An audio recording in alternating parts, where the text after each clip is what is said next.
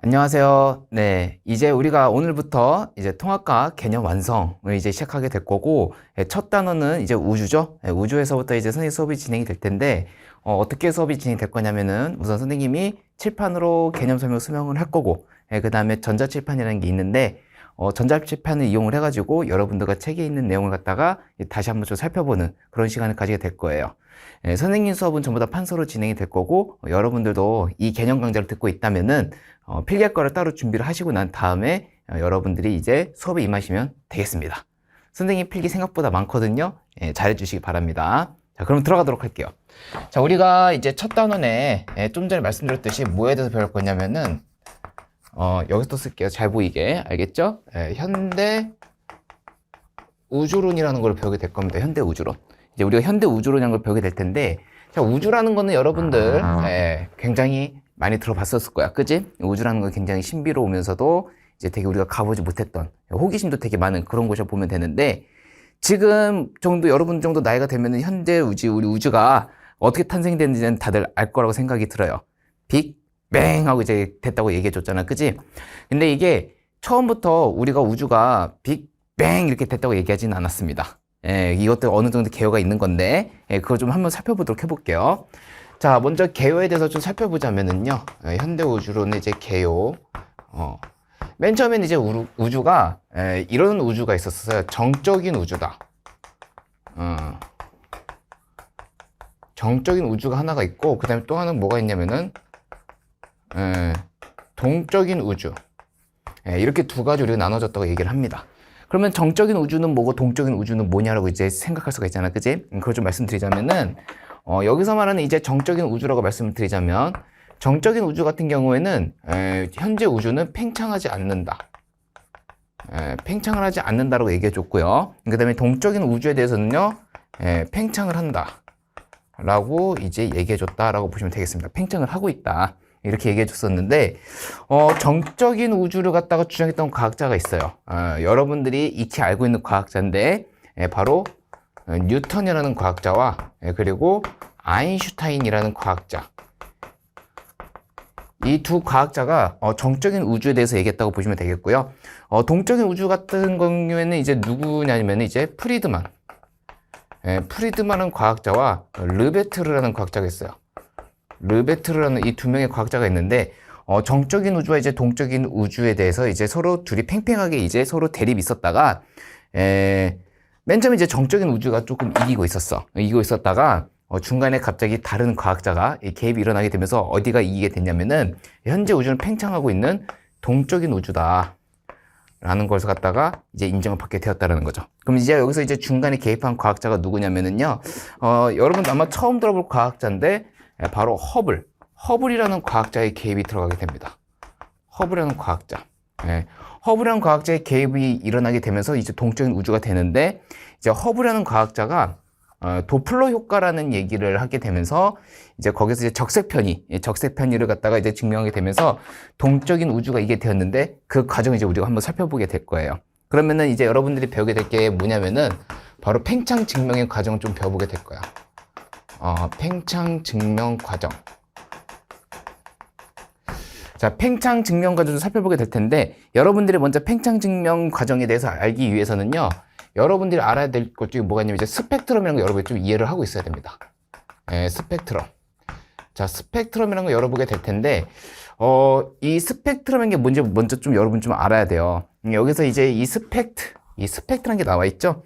이 스펙트라는 말이 나와 있는데, 이게 영어로 말하면은 스펙트라는 거를 이렇게 써주잖아. 그지? 스펙트. 이 스펙트라는 뜻이 뭘 가지고 있냐면은 이거는 보다. 보다라는 뜻을 가지고 있어요. 보다라는 뜻. 그 다음에 여기 뒤에 보시면은 이제 rum이라고 나와 있죠. 이게 아마 뒤쪽에 rum 이렇게 써지게 될 텐데, 이게 영역을 뜻하는 겁니다. 영역. 이제 영역을 보겠다라는 뜻을 내포하고 있는 게 바로 스펙트럼의 얘기가 되는 건데, 어떠한 영역을 보겠느냐 이 얘기잖아요. 그죠? 바로 에너지 영역을 보자. 자, 에너지 영역을 보자라고 했던 그 내포되어 있는 게 바로 뭐냐면 스펙트럼이라는 겁니다. 이 스펙트럼이라는 건 이제 우리가 두 가지로 얘기할 수가 있어요. 하나는 뭐냐면 선 스펙트럼이라는 게 있고요. 나머지 하나는 이제 뭐가 있냐면은 이제 연속 스펙트럼이라는 게 있습니다. 알겠죠? 그 다음에 이제 선 스펙트럼 같은 경우는 우리가 두 갈래로 나눌 수가 있는데, 선 스펙트럼 중에는 이제 우리가 방출하는 스펙트럼, 그래서 방출 스펙트럼이 있다고 보시면 되겠고요. 그 다음에 흡수 스펙트럼이 있다고 보시면 되겠습니다. 알겠죠? 자, 이렇게 있는데, 그러면 여기서 말하는 이 방출 스펙트럼 뭐고, 흡수한 스펙트럼 뭐고, 또 연속 스펙트럼 무엇이냐라고 볼 수가 있잖아요. 그지? 여러분들이 익히 알고 있는 빛이라는 거는요, 그냥 막연하게 빛이 아닙니다. 빛이라는 거는요, 사실은 뭐라고 생각해 주셔야 되냐면은, 하나의 에너지라고 생각해 주면 되시고요. 이걸 이제 또 다른 말로 우리가 뭐라고도 얘기를 하냐면은요, 이거를 전자기파라고도 얘기를 합니다. 전자기파. 근데 이 빛이라는 게 여러분들 볼 수 있는 영역에 그 빛이 뭐가 있냐면 빨주노초 파남보라는 게 있잖아. 그지? 근데 얘네들이 에너지가 다 똑같지가 않아요. 얘네들은 에너지 그 정도가 다른 거야. 그러니까 되게 강한 빛이 있는 반면에 되게 약한 빛도 있다라는 거예요. 그래서 우리가 그거에 대해서 한번 얘기해보자, 이 얘기가 되는 거거든.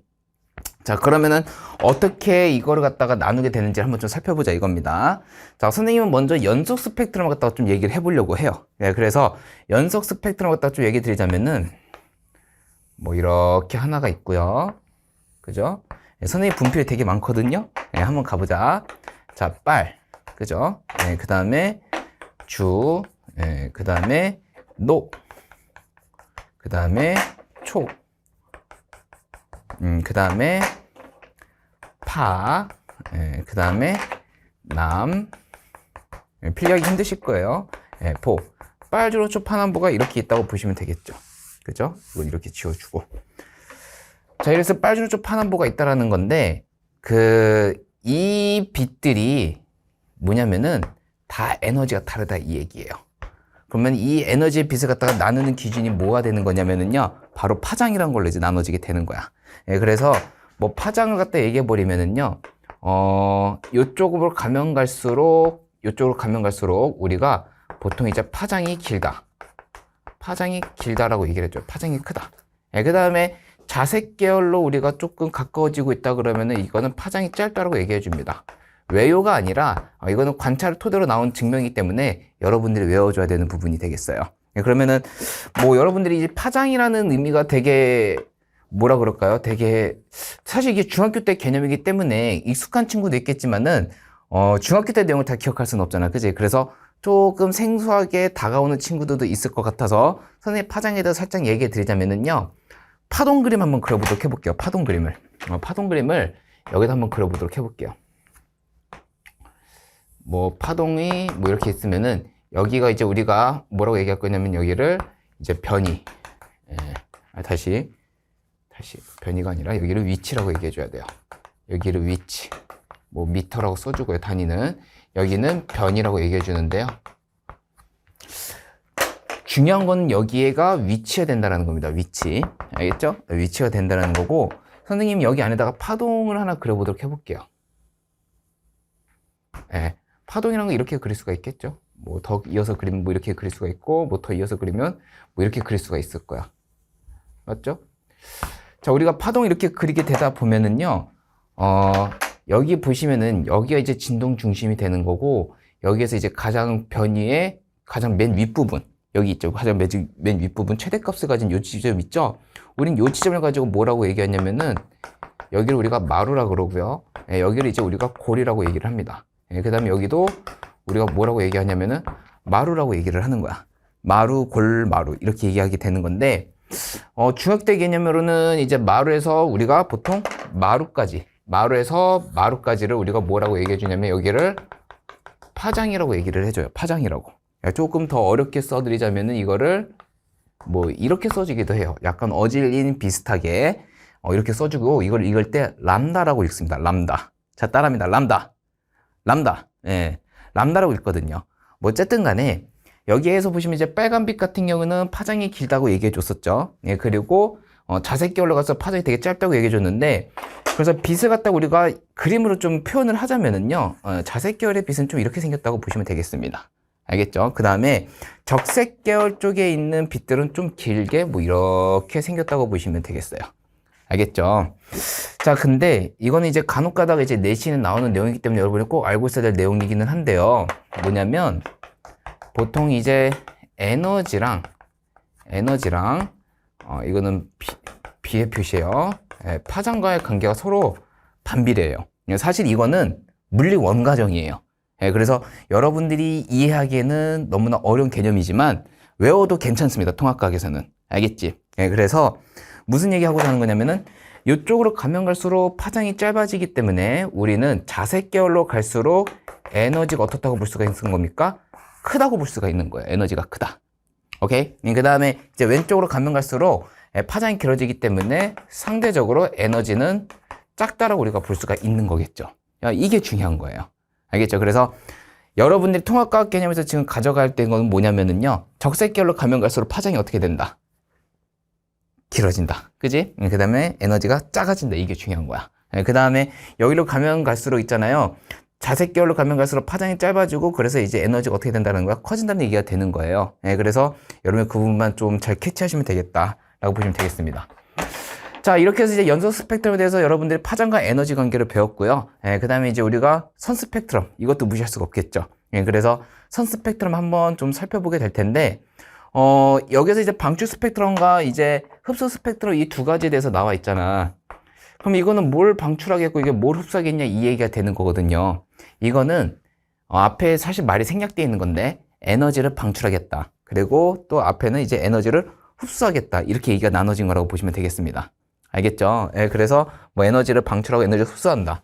그럼 생각을 해보세요. 선생님이 아까 전에 빛을 갖다가 에너지로 칭할 수가 있다는 거니까 빛을 방출하겠다. 빛을 흡수하겠다. 뭐 이런 얘기가 포함됐다고 우리가 생각할 수가 있는 거잖아. 그럼 잘 생각해 보세요. 빛을 방출을 했다면 우리가 그 방출한 빛을 볼 수 있어야 될 거 아니겠습니까?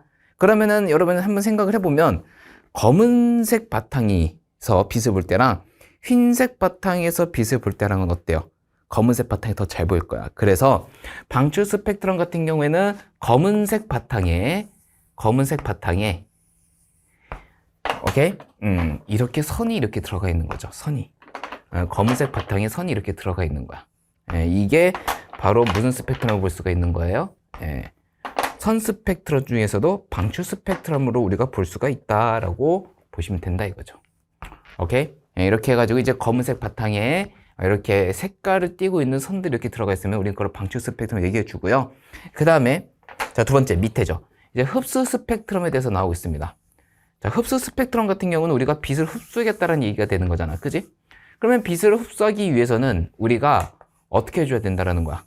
에너지가 있는 곳에서 뺏어와야 될 거 아니겠어요? 그죠? 그래서 무슨 에너지를 흡수할 건지를 우리가 잘 모를 거기 때문에 여기 빛을 쫙 깔아놓고 각각 선택적으로 흡수하겠다 이겁니다. 이거는 이제 조금 이제 원소마다 가지고 있는 그 흡수하는 그 에너지 정도가 다른 또는 방출하는 에너지 정도가 다른 에너지준이라는 개념이에요. 근데 이게 물리원에서 또 현대물리 쪽의 파트입니다. 이제 간간히 내시는 중간중간 나오지만은 우리가 지금 여기서 얘기하기는 조금 너무나 어려운 개념이기 때문에 선생님이 차후에 문제 풀다가 하나하나 좀 설명해 드리려고는 해요. 그래서 그냥 그 정도만 알아보시면 되겠고요. 결론적으로 얘기해 드리자면은 뭘 흡수할지를 모르는 거야. 그러니까 여기다가 색깔을 다 깔아두는 거예요. 빨주초 파란 볼을 다 깔아두는 거야. 그래서 여기서 흡수 스펙트럼 같은 경우에는 이제 이쪽에서 빨간색이 있고요. 그 다음에 여기 뒤쪽에는 이제 뭐 하나하나 또 다시 칠해 보도록 해보겠습니다. 주, 그 다음에 노, 그쵸? 그 다음에 초, 초 이렇게 있고요. 그 다음에 파, 파, 그 다음에 남, 뭐 보 이렇게 있다고 해볼게요. 뭐 이렇게 있다고 쳐봅시다. 뭐 여기까지는 뭐 선생님이 잘 맞추지 못했지만은 뭐 선생님 그림 실력이 별로거든. 그냥 그러냐고 좀 넘어가고 이걸 한번 잘 보자 이거야. 그러니까 여기서 선택적으로 한번 흡수를 해보겠다 이 얘기입니다. 선택적으로 흡수하겠다. 그래서 선생님도 선택적으로 한번 흡수를 해볼게요. 자, 요걸 한번 가져갈 거예요. 그러면은 여기 있는 빛을 하나 제가 가져가게 된다면은 여기 이렇게 검은 선이 생길 겁니다. 맞죠? 그 다음에 여기서도 내가 특정한 빛을 흡수해 가기 때문에 이쪽에 검은 선이 생길 거고요.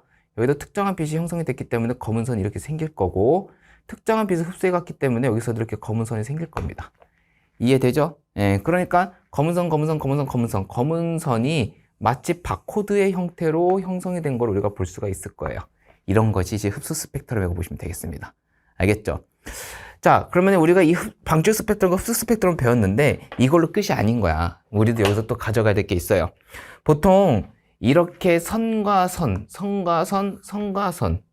자, 우린 이거를 세 글자로 뭐라고 해야 되냐면 이걸 선간격이라 그래요. 선간격.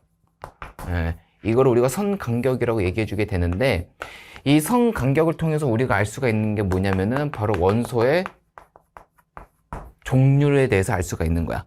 그러니까 아까 제가 얼추 이제 말씀드렸었을 거예요. 에너지 준이라는 거에서 제가 살짝 말씀드렸잖아요. 각각 원소마다 흡수해가는 이 빛들이 다 다르다. 예, 그러니까 누구는 뭐만 흡수해가고 누구는 뭐만 흡수하고 누구는 뭐만 흡수해가고 그러다 보니까 이 선 간격이 원소마다 다른 거예요. 예, 그래서 우리는 이 선 간격을 통해서 이제 종류를 알 수가 있다. 이렇게 얘기가 되는 거예요. 알겠어요? 그래서 비유를 하자면은 진짜로 아까 제가 말씀드렸던 바코드 같은 거죠. 예, 우리가 이제 편의점 같은 데 가가지고 새우깡을 가져갔는데 바코드를 찍었는데 그게 삼각김밥을 찍히진 않을 거란 말이야. 무슨 말인지 알겠죠? 예, 그래서 뭐 삼각김을 가서 새우깡을 찍히지 않듯이 각각 고유한 바코드가 있다라는 거예요. 그러니까 스펙트럼에서도 보면은 이 선 간격은 원소마다 다 고유한 겁니다. 예, 그래서 선 간격을 통해서 원소의 종류를 갖다가 우리가 알 수가 있는 거고요. 예, 그 다음에 선 굵기라는 게 있어요. 그러니까 선 굵기라고 얘기해 주게 되면은 뭐 이런 거라고 볼 수가 있겠죠.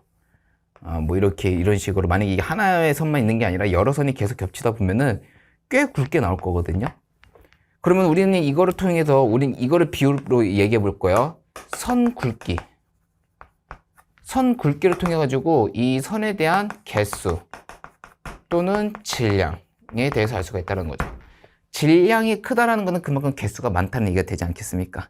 알겠죠? 예, 그래서 여러분들이 이 정도 개념도 이제 조금 짚고 넘어가야 된다라고 보시면 되겠습니다.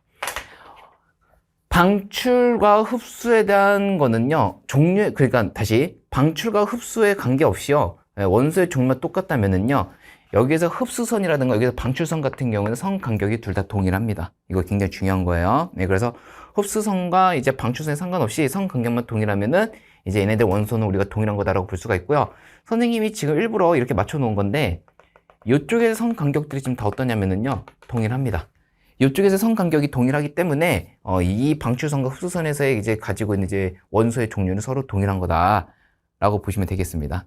알겠죠? 예, 그리고 마지막 하나 더 말씀을 드리자면은요, 이 방출 흡수가 과연 고온 가스인가 아니면 저온 가스인가 여러분들이 잘 이해해 주셔야 되는 건데 선생님이 이걸 애들한테 어떻게 쉽게 또 암기시켜 줄까라고 고민을 되게 많이 했었어요. 예, 근데 뭐 선생님의 노하우를 좀 전해드리자면은 계절을 생각하면 되는 겁니다.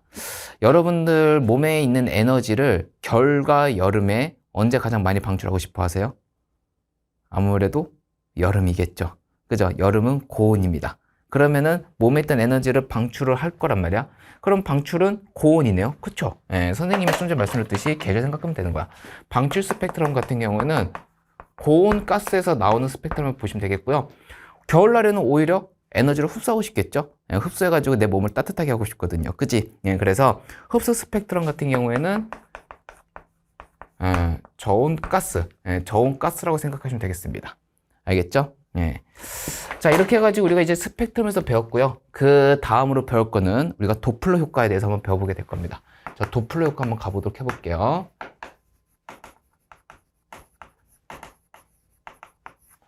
예, 도플러 효과에서 뭘 발견했냐면은 여러분들 이거를 기억해 주시면 되는데 그 적색편이라고 있겠습니다. 적색편이니까 적색을 할게요.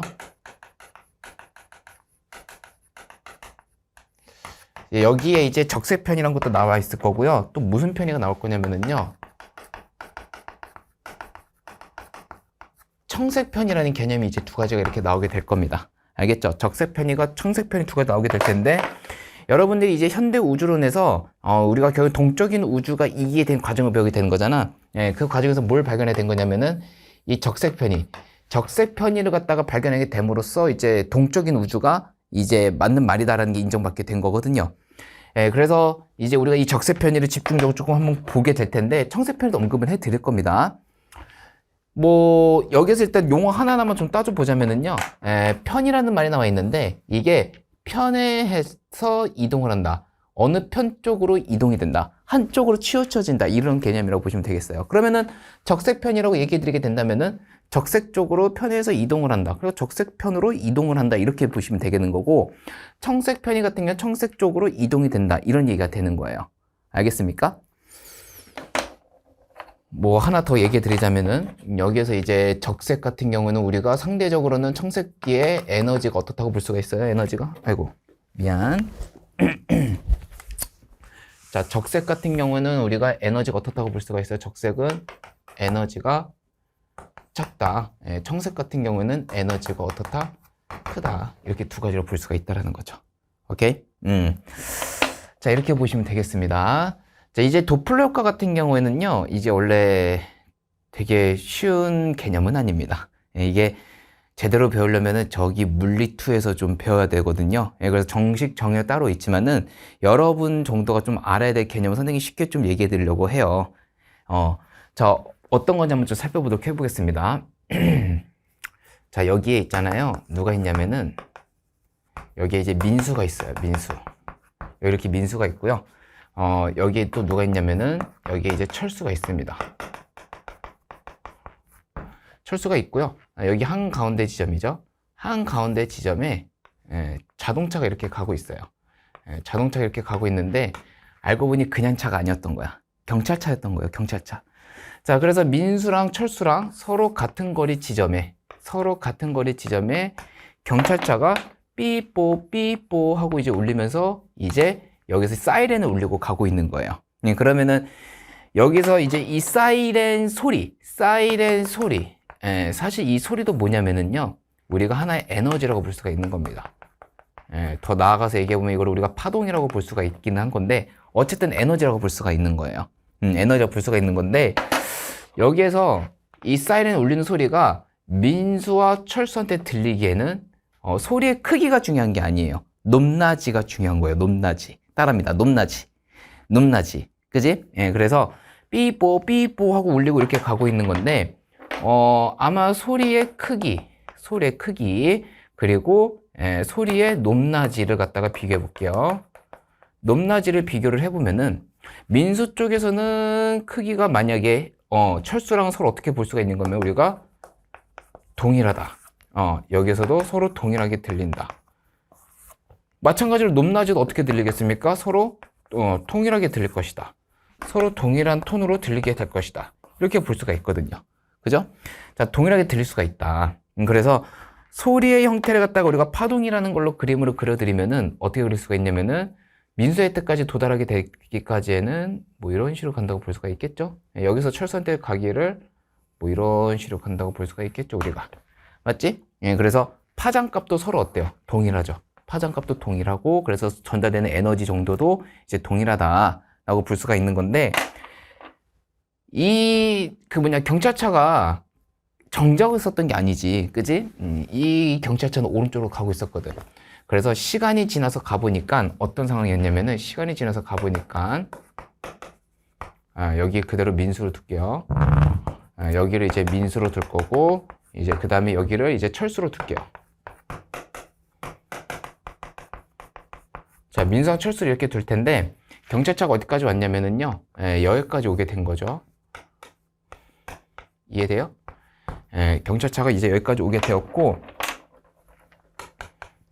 삐뽀 삐뽀 이렇게 온 거지. 철수를 잡으러 온 것 같지는 않습니다. 오케이? 자, 이렇게 우리가 둘로 나눠가지고 한번 얘기를 해보자 이거야. 일단 민수에서 소리의 크기 같은 경우에는 어떻게 되겠어요? 감소가 됐겠죠. 그리고 철수 입장에서 증가가 됐겠죠. 근데 내가 아까 전에 얘기했지만 여러분 실제로 중요한 거는요, 소리의 뭐야? 높낮이거든요. 높낮이가 중요하거든요. 높낮이가. 오케이? 민수 같은 경우는 높이가 어떻게 됐을 거냐면은요, 높이가 낮아진다. 그러니까 즉 남자 목소리처럼 들린다. 그러니까 낮아진다라고 보시면 되겠어요. 낮아진다고. 여기 앞에 보이시는 그 철수 입장에서는요, 소리의 높이가 어떻게 되냐면은 높아진다. 이렇게 볼 수가 있는 거야. 높아진다. 왜 이런 현상이 나왔는가? 파장 관계가 달라졌어요. 파장 관계가. 파장 관계가 어떻게 달라졌냐면은, 봐봐.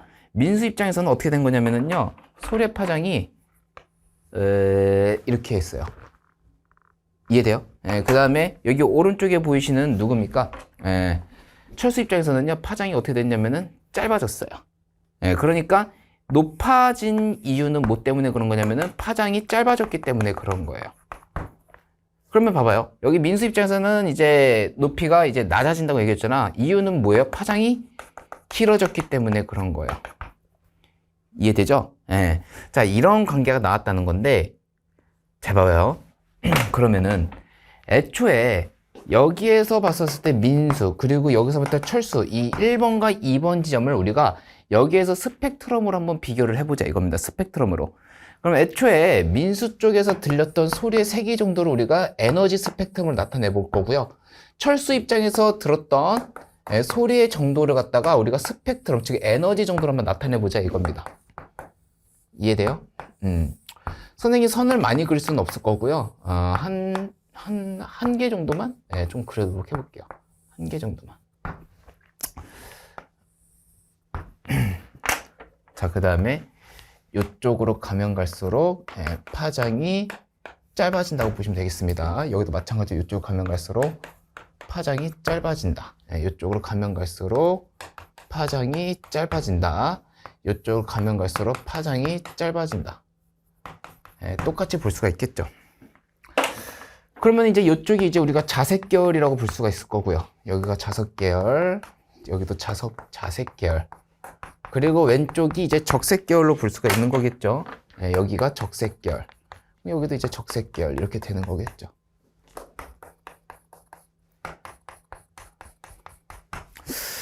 자, 애초에 처음에 민수와 철수 쪽에서의 선 스펙트럼의 위치를 갖다가 서로 크기가 똑같이 나타나면 똑같은 이 위치에 있었겠죠. 이해돼요? 똑같은 저 위치에 있었을 겁니다. 그러니까 여기는 이 길이랑 여기서 말하는 이 길이랑 서로 똑같았을 거다 이 얘기가 되는 거예요. 근데 얘네들이 지금 경찰차가 삐뽀 하고 지금 철수 쪽에 다가가게 됨으로써 철수 쪽의 소리의 높낮이가 높아졌어요. 소리의 높낮이가 낮아졌어요. 맞아요? 그래서 여기가 이제 어떻게 보면 소리가 낮아졌기 때문에 에너지가 작아진 거거든요. 이게 지금 에너지가 작아진 거거든요. 얘는 에너지가 커진 거고요. 근데 우리가 아까 스펙트럼 앞에서 배웠을 때 다 마찬가지로 자색계열로 가면 갈수록 에너지가 커지고 적색계열로 가면서 에너지가 작아지는 거거든. 그러면 여기서도 이 선 자체가 에너지가 작아지는 쪽으로 가야 된다 이거야. 이해되죠? 오케이?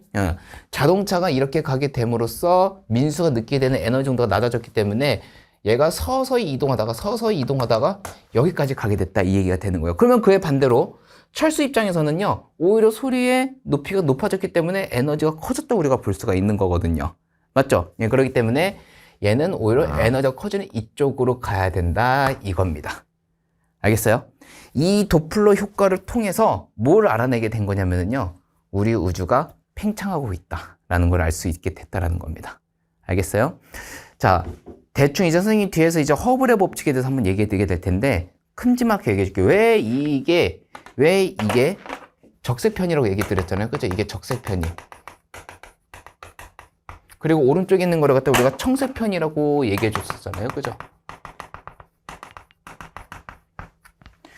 자, 이게 왜 인정을 받게 되냐면 이 적색편이가 어떻게 해서 발견이 된 거냐면 이런 겁니다.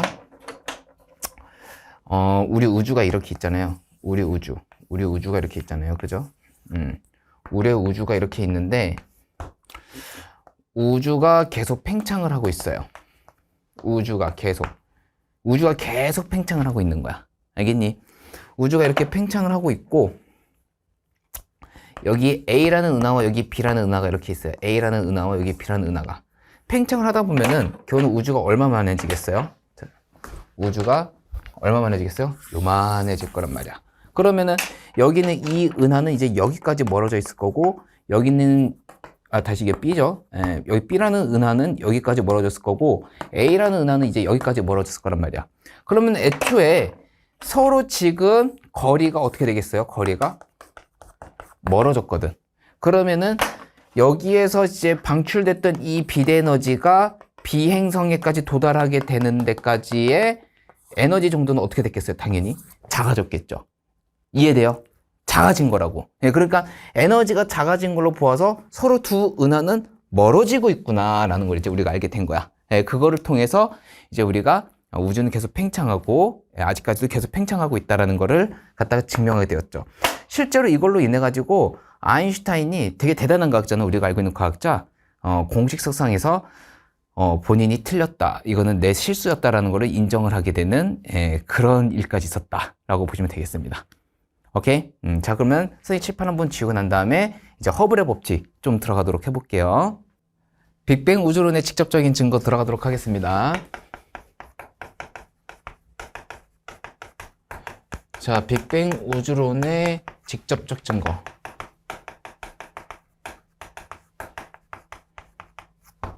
빅뱅 우주론의 직접적인 증거인데, 먼저 첫 번째로 말씀드렸던 거는 뭐냐면은,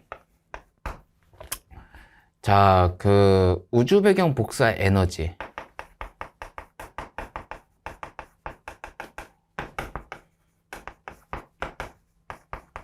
이게 첫 번째가 될 거예요. 우주 배경 복사 에너지. 그 다음에 두 번째는 뭐냐면은, 이제 수소와 헬륨의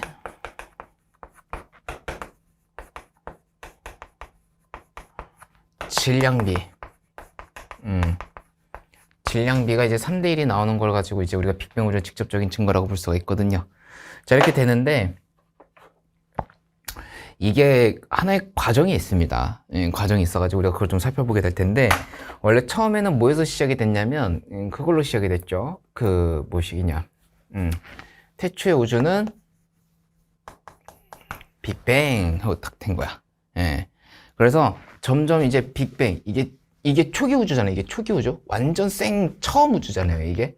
좀 무책임한 얘기지만 이때는 이제 온도도 무한, 이제 압력도 무한이라는 얘기를 합니다. 맞죠? 예, 그러면서 이제 점점 우주가 팽창을 하게 돼요. 여기서부터. 이제 우주가 팽창을 하게 된다 이거야. 우주가 팽창을 한다. 자, 우주가 팽창을 하게 되면서 이제 점점 어떻게 될 거냐면은 이제 밀도가 떨어지게 되겠죠. 우주가 팽창하면서 이제 밀도가 떨어지게 되다 보니까 온도도 함께 떨어지게 될 거예요. 맞죠? 온도도 떨어지게 되면은 물질들이 안정화를 이루게 될 거예요. 예, 그래서 점점 가다 보면은 얘네들이 뭐가 만들어지게 되냐면은 좀 어려운 말이지만 쿼크라는 게 만들어지고 이제 전자가 만들어진다고 보통 이제 교육 과정에서 소개는 하고 있습니다. 근데 전자라는 표현보다는요, 렙톤이라는 표현을 되게 많이 하고요. 예, 그리고 경입자라는 표현도 굉장히 많이 해요. 경자는 가벼울경이 되는 겁니다.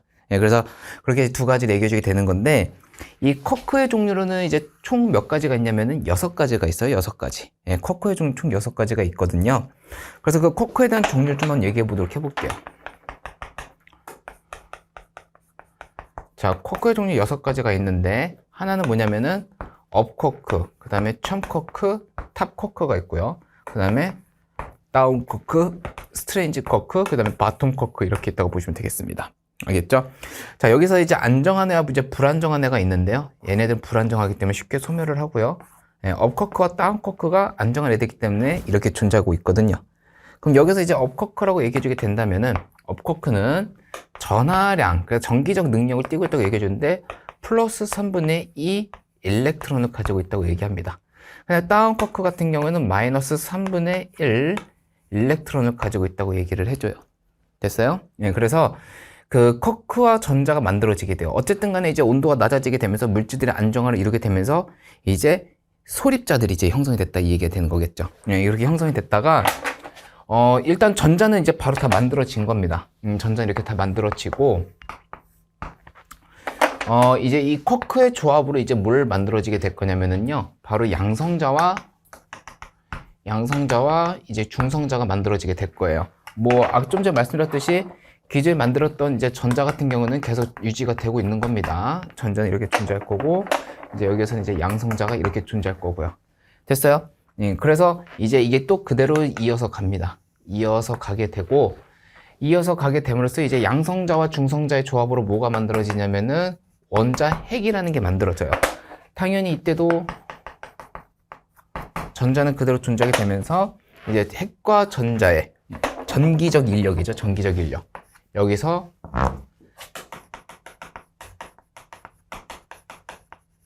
전기적 인력을 통해서 뭘 형성하게 되냐면은 바로 원자라는 걸 이제 형성하게 됩니다. 원자라는 걸 형성하게 될 거예요. 원자라는 걸. 그래서 전반적인 틀은 이렇습니다.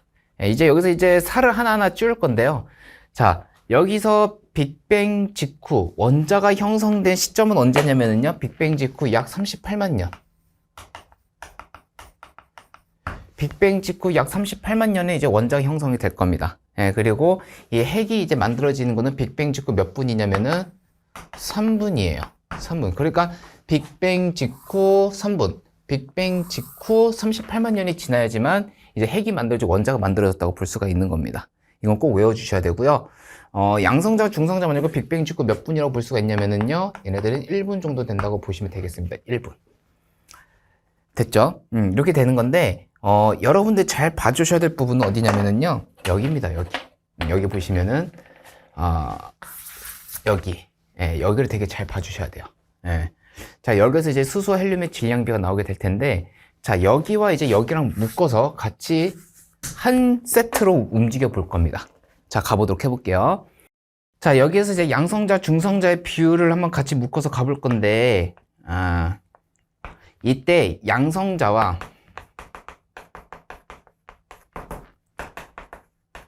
중성자 비율이 몇 대 몇이냐고 얘기해 주면 비율 관계예요.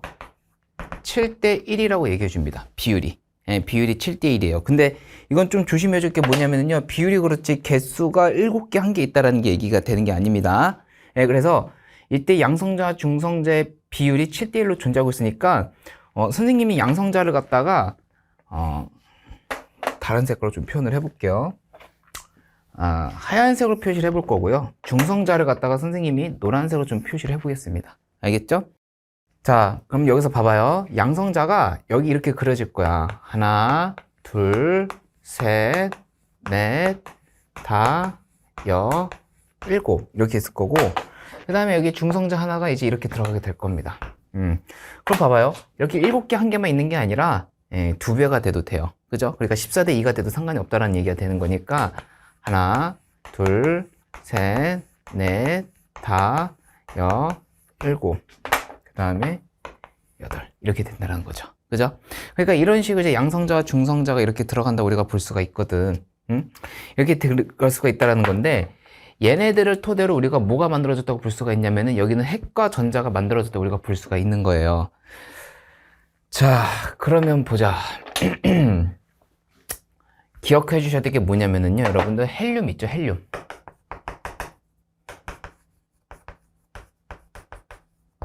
헬륨이라는 거는요, 뭘로 이제 결합이 되는 거냐면은요, 양성자가 몇 개냐면은 2개입니다, 일단. 그 다음에 중성자가 몇 개냐면은 2개로 이제 서로 결합돼서 이루어진다라고 보시면 되겠어요. 그러면 여기에서 이 4개가 뭐가 되는 거냐면은 헬륨이 되는 겁니다.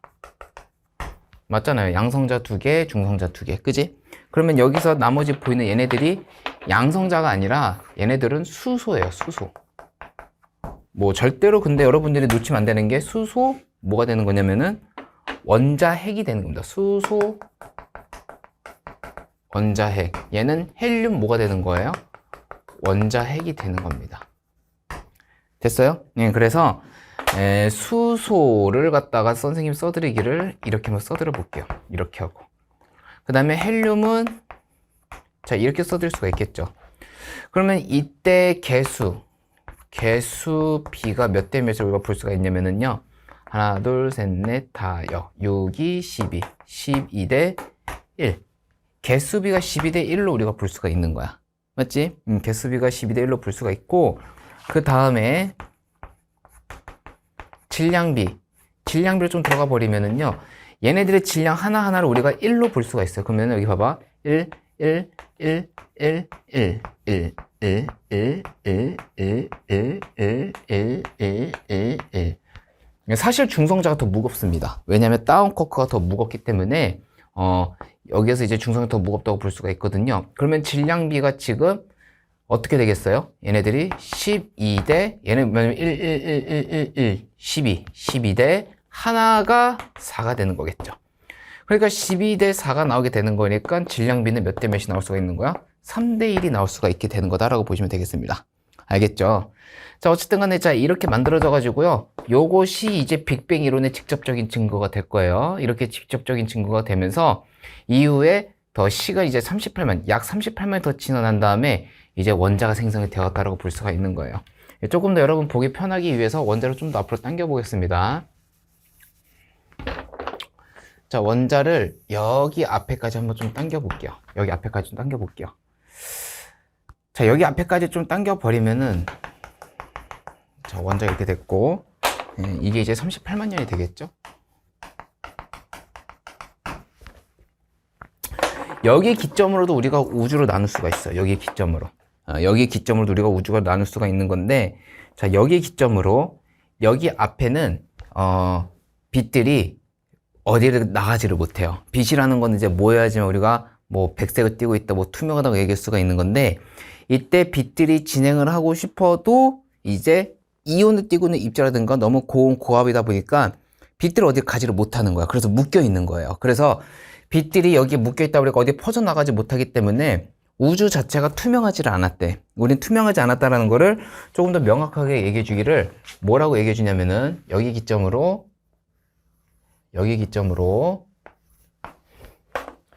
우리가 이쪽을 불투명한 우주라고 얘기해 줍니다. 여기를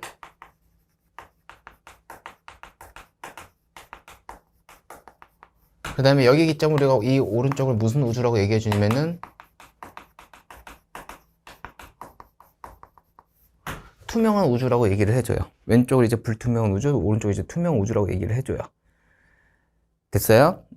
그래서 이제 뭐 이렇게 전반적인 내용이 될 것이다 라고 되면서 이때 투명한 우주가 됐다는 걸 봐봐. 선생님 아까 전에 얘기해 주기를 이때는 이제 빛이 어디 나가지 못하고 묶여 있다 그랬는데 그러면 이때 이후로는 너무나 입자들이 많이 퍼져 나가게 될 수 있는 그런 조건이 형성이 돼요. 왜냐면은 입자들 자체도 이제 이온을 띄고 있는 게 어느 정도 줄어들었고요. 왜냐면 원자를 형성했으니까. 그래서 얘네들이 그것도 띄고 있었고 얘네들 자체가 굉장히 퍼져 있었기 때문에 빛들이 어디 나갈 수 있는 여지가 충분히 생겼다라는 거야. 그래서 이때부터 이제 빛이 나갈 수가 있는데 우린 그걸 이제 뭐라고 얘기하냐면은 우주 배경 복사 에너지라고 얘기해 줍니다. 여기서 이제 빛이 나가게 되는 거죠. 이때 빛이 나가게 되는 거를 우주 배경 복사 에너지가 되는 건데 이때 당시에 이제 우주 배경 복사 에너지는 우리가 3000켈빈 정도 가진다고 얘기를 해줍니다. 3000켈빈 3000켈빈 정도 가진다고 얘기해 주는데 이게 만약에 유지가 됐다면은 정상 우주론이 되겠죠, 그죠? 이게 유지가 되지 않았다라는 거야. 뭐가 됐다? 감소가 돼가지고 현재 우주 배경 복사 에너지 현재요, 현재 측정되는 우주 배경 복사 에너지는 약 3켈빈, 정확히는 2.7켈빈 정도 뛰고 있다고 얘기해 줍니다. 그래서 감소했다. 온도가 감소한 걸로 보자 하니 우주는 팽창하고 새로운 물질은 형성되지 않는구나라는 걸 이제 증명하게 됐다라고 볼 수가 있는 거예요. 알겠죠? 오케이? 자, 이렇게 됐고 나머지 부가적인 설명 한 번만 더 해드리자면은요, 쿼크. 자, 쿼크에 대한 조합으로 우리가 이제 양성자랑 중성자를 형성할 수가 있는 건데, 양성자 같은 경우에는 이제 업쿼크와 다운쿼크로 이루어졌다고 보시면 되겠고, 중성자는 업쿼크와 다운쿼크로 이루어져 있습니다. 그래서 아까 말씀드렸듯이 다운쿼크가 좀 더 무겁기 때문에 양성자, 중성자 중에서 이제 중성자가 더 무겁다고 보시면 되겠고요. 얘네들을 계산을 하면은요, 자, 업쿼크 하나를 갖다가 선생님이 뭐라고 얘기해 줬냐면은 플러스 3분의 2 일렉트론이라고 얘기해 드렸습니다. 얘네들이 몇 개가 있어요? 2개가 있어요. 그 다음에 마이너스 3분의 1 일렉트론 곱하기 1, 한 개가 있습니다. 그래서 결과적으로 일렉트론 하나가 나오게 됩니다.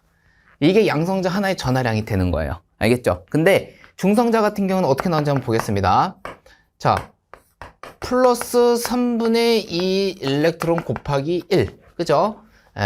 더하기 마이너스 3분의 1 일렉트론 곱하기 2 해서 0. 그러니까 전하를 띄지 않게 된다라고 보시면 되겠습니다. 오케이? 그래서 일렉트론과 0을 띄고 있다. 이 정도 계산 정도는 여러분이 알고 있어야 된다. 어쨌든 간에 이제 빅뱅 우주의 직접적인 증거 이제 잘 아셨나요? 예. 자, 이렇게 되면은 이제 전반적인 우주의 내용은 끝났고요. 이제 우리가 뭘 배워볼 거냐면은요. 예, 별의 생성 과정. 예, 별의 생성 과정에 대해서 우리가 좀 한번 살펴보도록 해보겠습니다. 자, 다음은 별의 탄생입니다. 자, 별의 탄생 한번 들어가 보도록 해볼게요.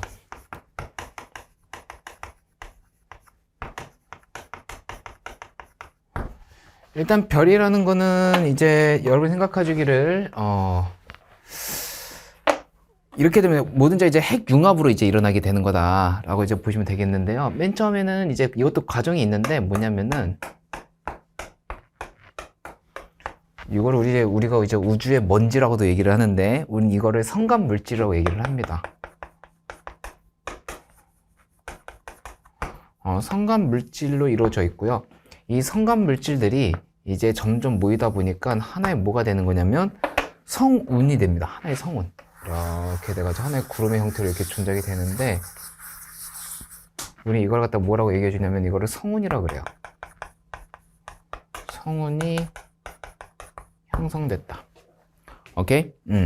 그러니까 여러분도 집에서 이제 먼지를 이렇게 한번 모아보면 하나의 구름처럼 되잖아. 청소 좀 하세요. 어쨌든 간에 그렇게 해서 하나 모이면 이제 성운이 되는데 이게 바로 그런 거예요. 여기 있던 성간 물질들이 가까이서 볼 때 이 정도 있었는데 멀리서 보니까 모여있는 모습이 이렇게 하나의 성운이 있다라는 거죠. 오케이? 자, 이렇게 됐다가 어느 특정 쪽에서의 질량 큰 쪽이 나타나게 됩니다. 사실 이제 성운이라면 이제 물질들로 이루어져 있기 때문에 군데군데 뭐로 이루어져 있냐면은 얘네들이 질량이 존재하는 입자들이 이렇게 존재하게 될 거란 말이야. 맞죠? 그러다 보니까 이쪽으로 뭐가 형성이 되냐면은 중력이 형성이 돼. 우리 이거를 만류 인력이라고 얘기를 해줍니다. 우리 이거를 이제 만류 인력이라고 얘기를 해줘요. 만류 인력. 오케이? 자, 그래서 우리는 이때 이거를 이제 뭐라고 얘기해 주냐면 중력 수축이 일어났다. 중력 수축이 일어났다라는 거는 다시 얘기해 보면은 우리 이거를 뭐라고 볼 수가 있어요? 이거를 핵융합이 일어났다. 핵융합이 일어날 조건이 발생되고 있다. 이렇게 되는 거예요. 그러다가 1000만 켈빈이 됐었을 때 이 수소들의 핵융합이 일어나게 돼요. 그래가지고 이제 중심부에 이제 헬륨이라는 거 이제 형성이 되는데 자, 이 이후에 어떻게 되는 거냐면 자, 선생님 그림으로 보여드릴게요. 여기 가운데 이제 헬륨 이렇게 존재하게 될 거고 그 다음에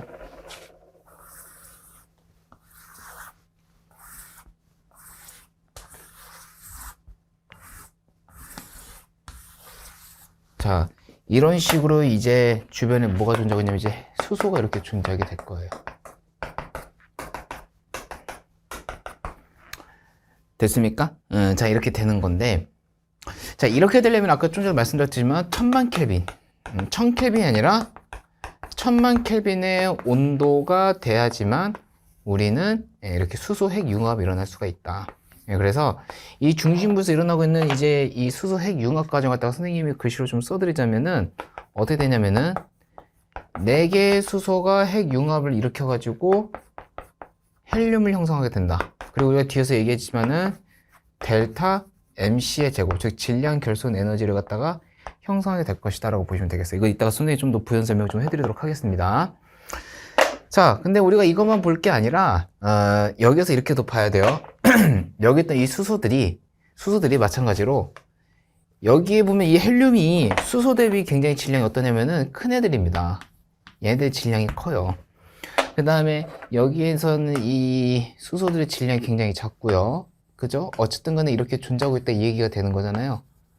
맞죠? 자, 이렇게 됐었을 때 이쪽으로 중력이 발생하게 됩니다. 이쪽으로 이제 중력이 발생하게 돼요. 근데 이 중력만 발생이 되는 게 아니라 이 중심부에 있잖아요. 얘네들이 이제 핵융합이 일어나게 됨으로써 안에 있던 입자들이 바깥으로 나가려고 하는 노력을 한단 말이야. 무슨 말인지 알겠어요? 우린 그거를 갖다가 내압이라고 얘기를 합니다. 내압. 그러니까 안에 있던 입자들이 온도가 너무 높아지다 보니까 좀 어려운 얘기로는 평균 운동 에너지 증가로 인해 가지고 얘네들 압력이 강해지는 거야. 내부의 압력이. 그래서 얘네들이 이렇게 이제 멀어지려고 하는 거겠죠. 재밌는 거는 얘네들이 멀어지려고 하는 이 내압과 질량이 누르고 있는 요거, 이 중력 값이 서로 뭘 이루고 있냐면은 평행을 이루고 있다 그래요. 그래서 얘네들이 어떻게 이루고 있냐면은 이 모습을 그대로 유지를 하고 있다고 보시면 되겠습니다. 이 모습을 그대로 유지를 하고 있어요. 평행하게. 자, 우리는 이거를 갖다가 뭐라고 얘기하냐면 이거를 주결성이라고 얘기를 합니다. 이거를 주결성이라고 얘기를 해요. 그래서 별의 일생일대를 거의 대부분 여기서 보낸다고 보시면 되겠습니다. 한 90% 정도요. 90% 정도, 이 정도 보낸다고 보시면 되겠고요. 그럼 봐봐요. 여기서 선생님이 좀 전에 해준 특징 중에 하나가 또 뭐가 있었습니까? 중력과 내압이 서로 동일하다. 즉, 힘에 대한 평형을 이루고 있다. 힘의 평형을 이루고 있다. 힘의 평형을 이뤘기 때문에 가장 안정한 상태를 유지하고 있다고 보시면 되겠습니다.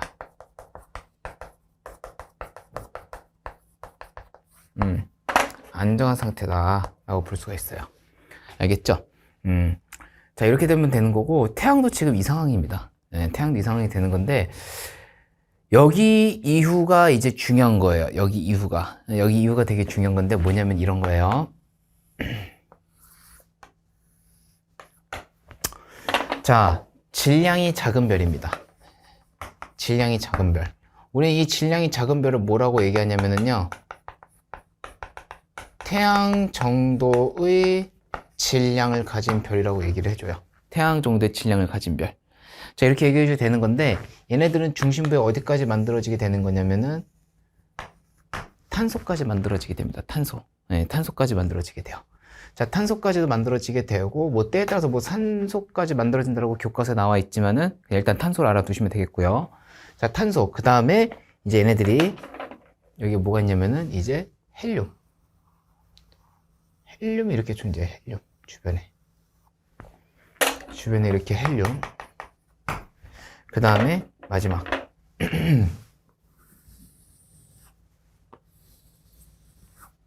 수소가 이렇게 존재할 거예요. 수소. 네.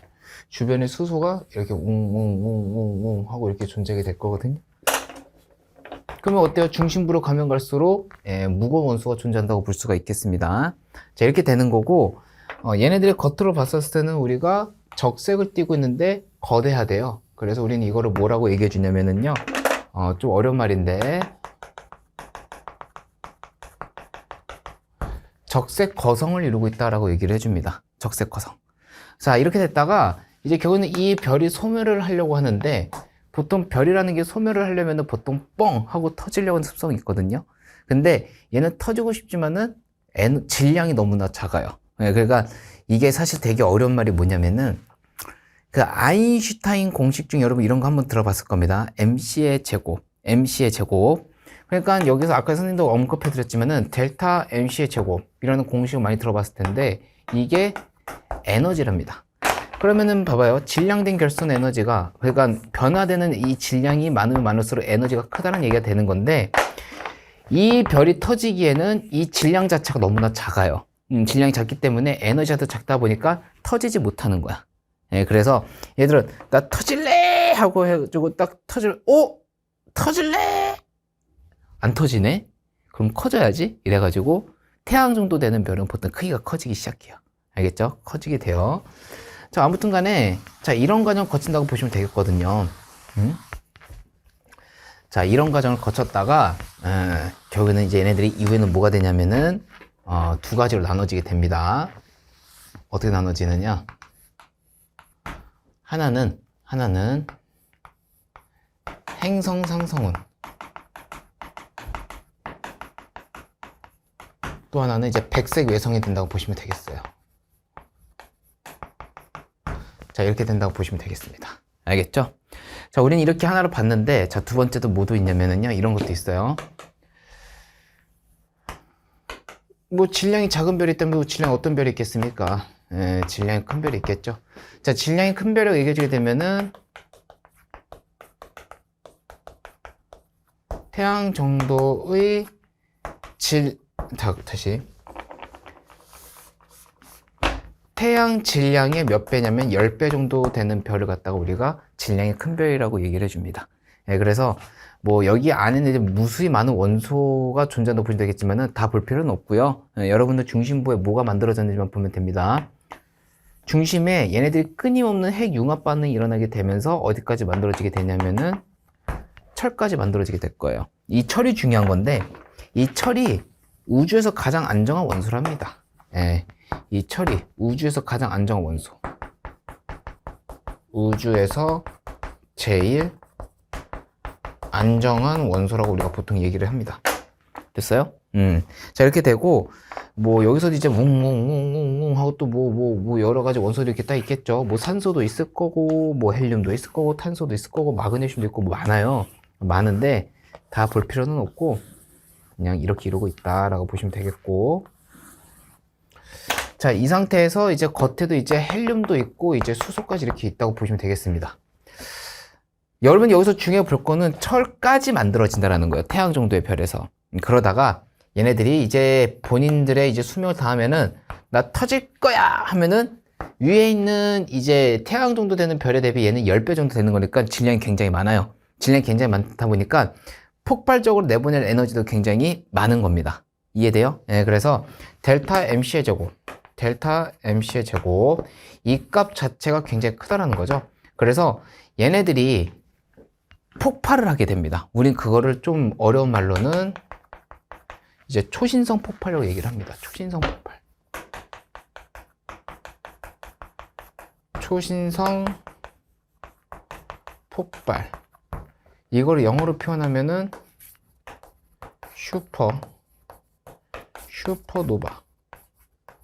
슈퍼노바라고 얘기를 해줘요. 슈퍼노바. 초신성 폭발. 그래서 이 초신성 폭발이 일어난 이 시점에요. 이게 여기서 중요한 건데 철보다 무거운 원소가 만들어집니다. 철을 우리가 F2라고 써주거든요. 철보다 무거운 원소가 만들어진다. 철보다 무거운 원소가 만들어진다. 근데 주의해줘야 될 건 뭐냐면은 절대로 얘네들이 만들어지는 거는 핵 융합이 아닙니다. 초신성 폭발로 인해서 나오게 된 막대한 에너지의 영향으로 인해서 얘네들이 이제 철보다 무거운 원소가 형성됐다고 보시면 되겠어요. 알겠죠? 그러다가 이후에 얘네들이 뭐가 되는 거냐면 얘네들이 또 두 갈래로 나눠집니다. 또 두 갈래로 나눠지는데 하나는 이제 중성자별이 됩니다. 중성자별이 되고 하나는 이제 블랙홀이 된다고 보시면 되겠어요. 블랙홀. 자, 이렇게 보시면 되겠고요. 이렇게 보시면 되겠고 이게 끝이 아닙니다. 되게 지엽적으로 나올 수 있는 게 있는데요.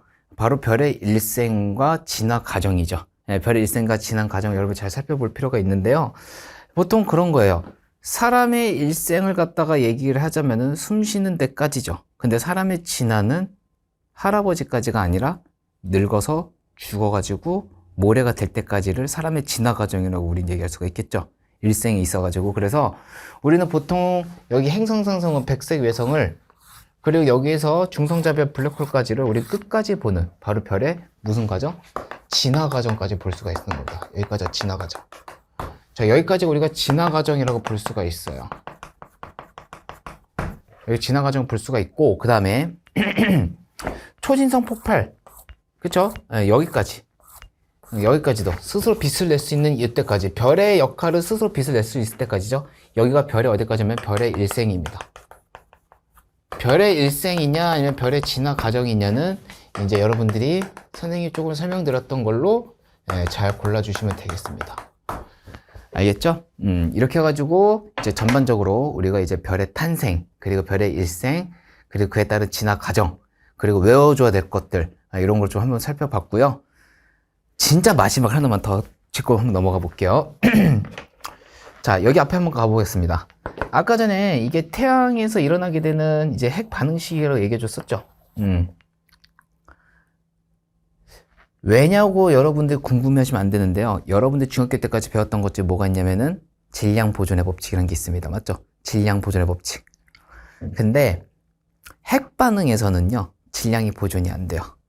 핵 반응 전에 있었던 질량이 후에 있는 질량보다 더 커요. 그럼 만약에 여기서 이제 4개의 수소의 질량이 합해 우리가 만약에 100이라고 칩시다. 그럼 헬륨의 질량을 한 뭐 70 됐다고 쳐볼게요. 너무 많이 감소시키긴 했는데.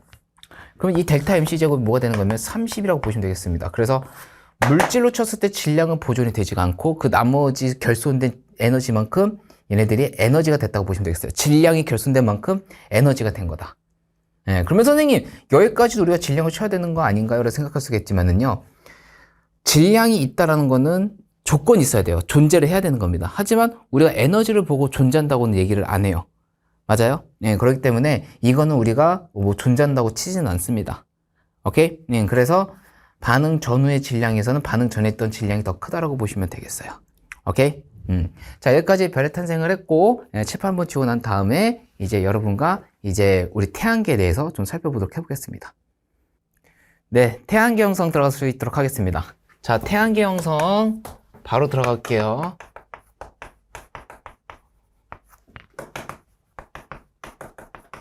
자, 태양계 형성 같은 경우는 우리가 어떤 걸 따른다고 얘기해 주냐면은요, 바로 성운설을 따른다고 얘기해 줍니다.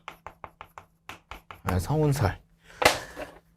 됐어요? 네, 성운설을 따른다고 보시면 되겠는데, 마찬가지로 이제 앞에 있던 이제 그거의 연장선이죠. 별의 탄생 연장선인데, 여러분 오해하지 말아야 될 게 태양도 하나의 별입니다. 그죠? 태양도 하나의 별이 되는 거고, 그러면 여기에서 한번 얘기해 보겠습니다. 태양 있잖아. 얘네들이 마찬가지로 똑같이 성간 물질이 있었다가 얘네들이 이제 그 이후에 뭘 형성하겠어요? 성운을 형성했겠죠. 성운. 얘네들이 이제 성운을 이렇게 형성했을 거란 말이야. 그죠? 이렇게 이제 성운 형성. 여기를 이제 넘어가게 되겠죠. 근데 이 성간 물질에서 성운이 형성을 했을 때 있잖아요. 얘네들이 뭐가 일어나게 되냐면은 여기서 다르게 이제 회전 수축 현상이 일어납니다. 회전 수축 현상. 여기서 이 회전은 어디서 어디로 가냐면은 서쪽에서 동쪽으로 우리가 회전한다고 얘기를 해줘요. 그러니까 서쪽에서 동쪽으로 이제 회전을 하다 보니까 이 서쪽에서 동쪽이 이제 뭐까지 돼야 되는 거야, 이제? 태양의 자전 방향으로 우리가 볼 수가 있었다라고 볼 수가 있는 거겠죠. 그래서 지금 여기서도 보면은 여기가 서쪽이고 이쪽으로 동쪽이 되는 거니까 이렇게 회전 수축이 일어나게 될 거예요. 그래서 마찬가지로 여기서 이제 질량을 가진 입자들이 이제 이렇게 존재하게 될 텐데, 커다란 질량을 향해서 얘네들이 이렇게 당겨질 거란 말이야.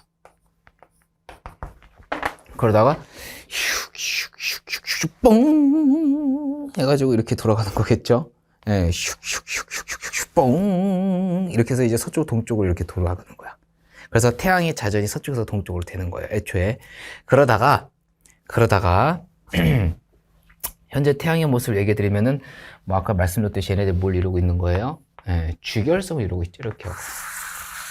이렇게 하나의 주결성을 이루고 있다.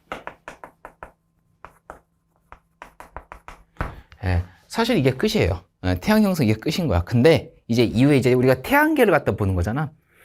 이때 당시에 안에 있었던 그 덩어리들이 이제 하나 둘씩 빠져나가기 시작할 거예요. 여러분들도 그 한 번쯤은 TV에서 봤었을 것 같은데 그 피자 돌리는 거 있잖아. 예, 피자 돌리면은 얘네를 얇게 펴지는 것도 있겠지만 안에 밀가루가 뭉쳐진 거를 내보내는 그런 효과도 있거든요. 그래서 무거운 것부터 가까이 떨어지고 가벼운 게 멀리 날아가게 됩니다. 우린 그거를 갖다가 수, 금, 지, 화, 즉 지구형 행성, 그치? 그 다음에 목토천해.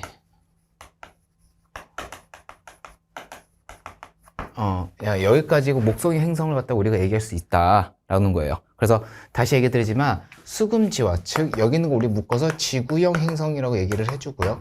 그 다음에 목토천해, 우린 여기 목성의 대표라고 얘기해 주거든요. 목성형 행성이다라고 우리가 볼 수가 있는 겁니다. 따라서 지금 봐봐요. 선생님 말대로 하면은 뻥 돼가지고 여기서 하나씩 가벼운 게 하나, 둘, 셋, 넷, 수금지화, 목, 토, 천, 해 이렇게 나간 거면은 얘네들도 다 공전하는 방향이 어디서 어디로 돼야 되는 거야? 서쪽에서 동쪽으로 일어나야 되는 거겠죠. 이제 알겠어요? 그리고 공전 궤도면도 얘네들이 일치해요. 그게 참 신기해. 그지? 그래서 어느 정도 이제 성운설이 이제 좀 우리 태양계가 태어난 거에 대한 어떤 신빙성을 넣는 것 중에 이 두 가지가 그거예요. 바로 이제 자전 방향과 공전 방향이 동일하다. 그리고 공전 궤도면이 서로 일치한다. 이 두 가지예요. 두 가지. 뭐 아무튼 간에 이렇게 되는 건데, 수금지와 지구형 행성에 대한 특징, 그리고 목성형 행성에 대한 특징도 우리가 무시하지 못해요. 이것도 우리가 한번 짚고 넘어가야 되는 것 중에 하나가 되는 거야. 그래서 한번 가볼 건데, 일단 얘네들은 내부의 구성 물질들이 다 뭐로 이루어져 있냐면요, 고체로 이루어져 있습니다. 고체. 근데 이 목성 행성들은 뭐로 이루어져 있냐면 기체로 이루어져 있어요. 기체로. 오케이? 이렇게 되는 거고, 얘네들은 반지름 자체가 작습니다. 그죠? 지구 행성에 대한 애들은 반지름 자체가 크고, 얘네들은 반지름 자체가 굉장히 큽니다. 됐어요? 그 다음에 고체로 이루어져 있기 때문에 하나 더 짚고 넘어갈 수가 있는 게 뭐냐면은요, 얘네들은 밀도 자체가 어떠냐면은 굉장히 커요. 그러니까 크기도 작고 고체이기도 하고 입자별 빽빽하니까 밀도가 굉장히 큰데, 기체 같은 경우는 밀접한 정도가 굉장히 어떻게 되겠습니까? 떨어지게 된다, 이 얘기가 되는 거겠죠. 오케이? 자, 이렇게 되는 거고, 그 다음에 뭐 밀도도 얘기를 했고, 총 질량을 갖다가 얘기해 주자면 총 질량, 이거 중요한 거야. 총 질량이에요. 자, 총 질량을 갖다 얘기해 버리면은, 총 질량 갖다 얘기해 버리면은 지구형 행성 같은 경우에는 이제 질량이 작아요. 목성형 행성 같은 경우에는 질량이 굉장히 큽니다. 이게 조금 납득이 안 될 수가 있어요. 왜냐면은 얘는 고체고 얘는 기체인데 어떻게 얘 질량이 제일 클 수가 있지라고 생각할 수 있겠지만은, 아까 말씀드렸듯이 무슨 질량? 총질량이에요. 총질량. 총질량이 되고, 맞죠? 총질량이 될 거면서, 여러분들 여기에서 내가 이거 고체니까 이렇게 올려놨어요. 그러면 이 질량일까요? 아니면 지구 전체의 기체를 제 오른손에 올려놨을 때가 더 클까요? 당연히 여기가 더 무겁겠죠. 그러니까 전체적으로 봤었을 때는 목성의 행성이 압도적으로 너무나 지구 행성보다 크기 때문에 총 질량 얘네들이 너무나 크다라는 거지. 오케이? 그 다음에 위성수로 한번 가볼게요. 위성수는 뭐 지구형 행성은 있다 없다? 없다 라고 하면 안 됩니다. 알겠어요? 달도 위성입니다. 그래서 우리가 이거를 적다라고 얘기해 줘야 돼요. 그에 반해 이제 목성 행성은 굉장히 어떻겠습니까? 많다가 돼야 되겠습니다. 알겠죠? 이거 조심해 줘야 되는 거예요. 알겠죠? 그래서 지구형 행성과 목성형 행성은 이 정도만 보면 되는 거고, 마지막. 자, 지구의 탄생이죠. 자, 지구의 탄생 부분 우리가 좀 살펴보게 될 텐데, 자, 현재 지구의 크기를 가지고, 현재 지구의 크기를 선생님이 R이라고 한번 얘기해 보겠습니다. 알겠어요? 현재 지구의 크기를 갖다가 R이라고 지정을 했었을 때, 자, 최초의 지구는요, 얼마큼 했냐면은요, 0.1R이었습니다. 근데 옛날의 우주는 어수선해, 안 어수선해? 엄청 어수선하거든요. 그죠? 네, 그렇기 때문에 이때 뭐가 일어나냐면은요, 미행성에 대한 충돌이 그렇게 많이 일어나요. 더군다나 우리 지구는 대기도 없는데, 미행성 해봤자 이건 운석이에요, 운석. 네, 엄청나게 일어납니다. 그러니까 초신성 폭발로 인해서 발생되는 잔해들부터 시작을 해가지고 이것저것이 우리 지구로 막 떨어지기 시작을 해요. 자, 그러면 어떻게 되겠어요? 쾅 되니까 우주는 점점 커지겠지. 예, 근데 이게 충돌이 너무 많아지다 보니까 얘네들도 충돌 연례에 의해서 뜨거워져요. 예. 그래서 우린 이때 얘네들이 뭘 형성했다고 해주냐면은 마그마 바다를 형성하였다라고 얘기해줍니다. 마그마 바다를 형성하였다. 이때 우주의 크기를 갖다가 0.5R이라고 얘기해줍니다. 다시 얘기하지만 이때 마그마 바다가 형성이 되었다고 얘기해주고, 마그마 바다를 형성했었던 원인은 뭐 때문에 그런 거냐면은 운석 충돌로 인해서 발생되는 충돌열에 의해서 얘네들이 마그마 바다가 형성이 되었다. 그리고 물론 이때도 당연히 우주가 너무 어수선하니까 운석 충돌은 줄었지만 끊이지는 않았어요. 알겠어요? 줄었지만. 그러다가 점점 이 충돌 횟수가 줄어들다 보니까 어떻게 되겠어요? 얘네들도 이제 점점 뜨거워졌다고 또 쳐서 이제 좀 식어가겠죠? 충돌 횟수가 줄어들다 보니까. 그래서 얘네들이 이제 어떻게 되냐면은 조금 더 커집니다. 이때 우주의 크기를 0.8이라 정도 됐다고 얘기해 주는데, 이때는 뭐라고 얘기해 주냐면은 핵과 멘틀의 분리. 이때 핵으로 간 게 뭐가 간 거냐면은요, 지금 이 마그마 바다 형성됐었을 때 초신성 폭발로 인해서 날아오게 된 그 잔해들 중에 이제 무거운 물질들이 여기 핵 쪽으로 가게 됩니다. 무거운 물질. 그 무거운 물질이 바로 뭐냐면은 철과 니켈이 되겠죠. 철과 니켈. 그래서 핵과 멘틀이 이렇게 분리가 되었다라고 얘기를 해주고요. 마지막으로 여기에 이제 핵이 이렇게 있고요. 핵이 이렇게 있고, 당연히 여기는 멘틀이죠. 네, 멘틀. 핵이 이렇게 있고, 그 다음에 여기에는 이제 멘틀이 있습니다. 멘틀. 그 다음에 여기에는 이제 원시 지각이라는 게 존재하고 원시 바다에 행동하죠. 이때 현재 우리 지구의 크기 R이라고 얘기해 되는 건데, 당연히 이때도 일부 운석 충돌이 일어나고 있습니다. 이때도 분명히 일어나요. 그래서 운석 충돌이 아예 멈췄다고 하면은요, 그건 안 돼요. 아직도 운석 충돌은 계속 일어나고 있습니다. 네, 그것만 좀 조심해 주면 되겠고, 이때는 이제 원시 지각과 원시 바다가 이제 형성이 됐다고 우리가 볼 수가 있겠고요. 하나 좀 지엽적인 내용을 제가 좀 정리해 드리자면은요, 마그마 바다가 형성이 됐었을 때는 우주의 밀도가, 지구 밀도죠. 지구 밀도. 지구 밀도가 거의 균일했다라고 우리가 볼 수가 있습니다. 지구의 밀도가 균일하다라고 얘기할 수가 있는 건데, 여기 같은 경우에는 지구의 밀도가 균일하다고 볼 수가 없어요. 이때는 지구 밀도가 불균일하다라고 볼 수가 있습니다. 불균일하다. 이게 무슨 얘기냐면은요, 여러분들 집에 가는 길에 있잖아요. 모래밭에 가가지고 모래 한 줌을 딱 들어갖고 집에 가서 냄비에다 넣고 한번 끓여보세요. 그러면은 뜨겁잖아, 그지? 그 안에 있던 이제 모래들이 이제 이제 섞일 거예요, 그 물이랑. 막 섞여가지고 여러분들이 국자로 언제 뜨든 간에 그 안에서 이제 모래 양은 거의 비슷할 거예요. 이제 그런 걸 이제 균일하다고 얘기를 하는 거야. 어디를 찔러서 푸든 간에 똑같아야지 그거를 균일하다고 얘기해 주는데, 불을 꺼볼게요.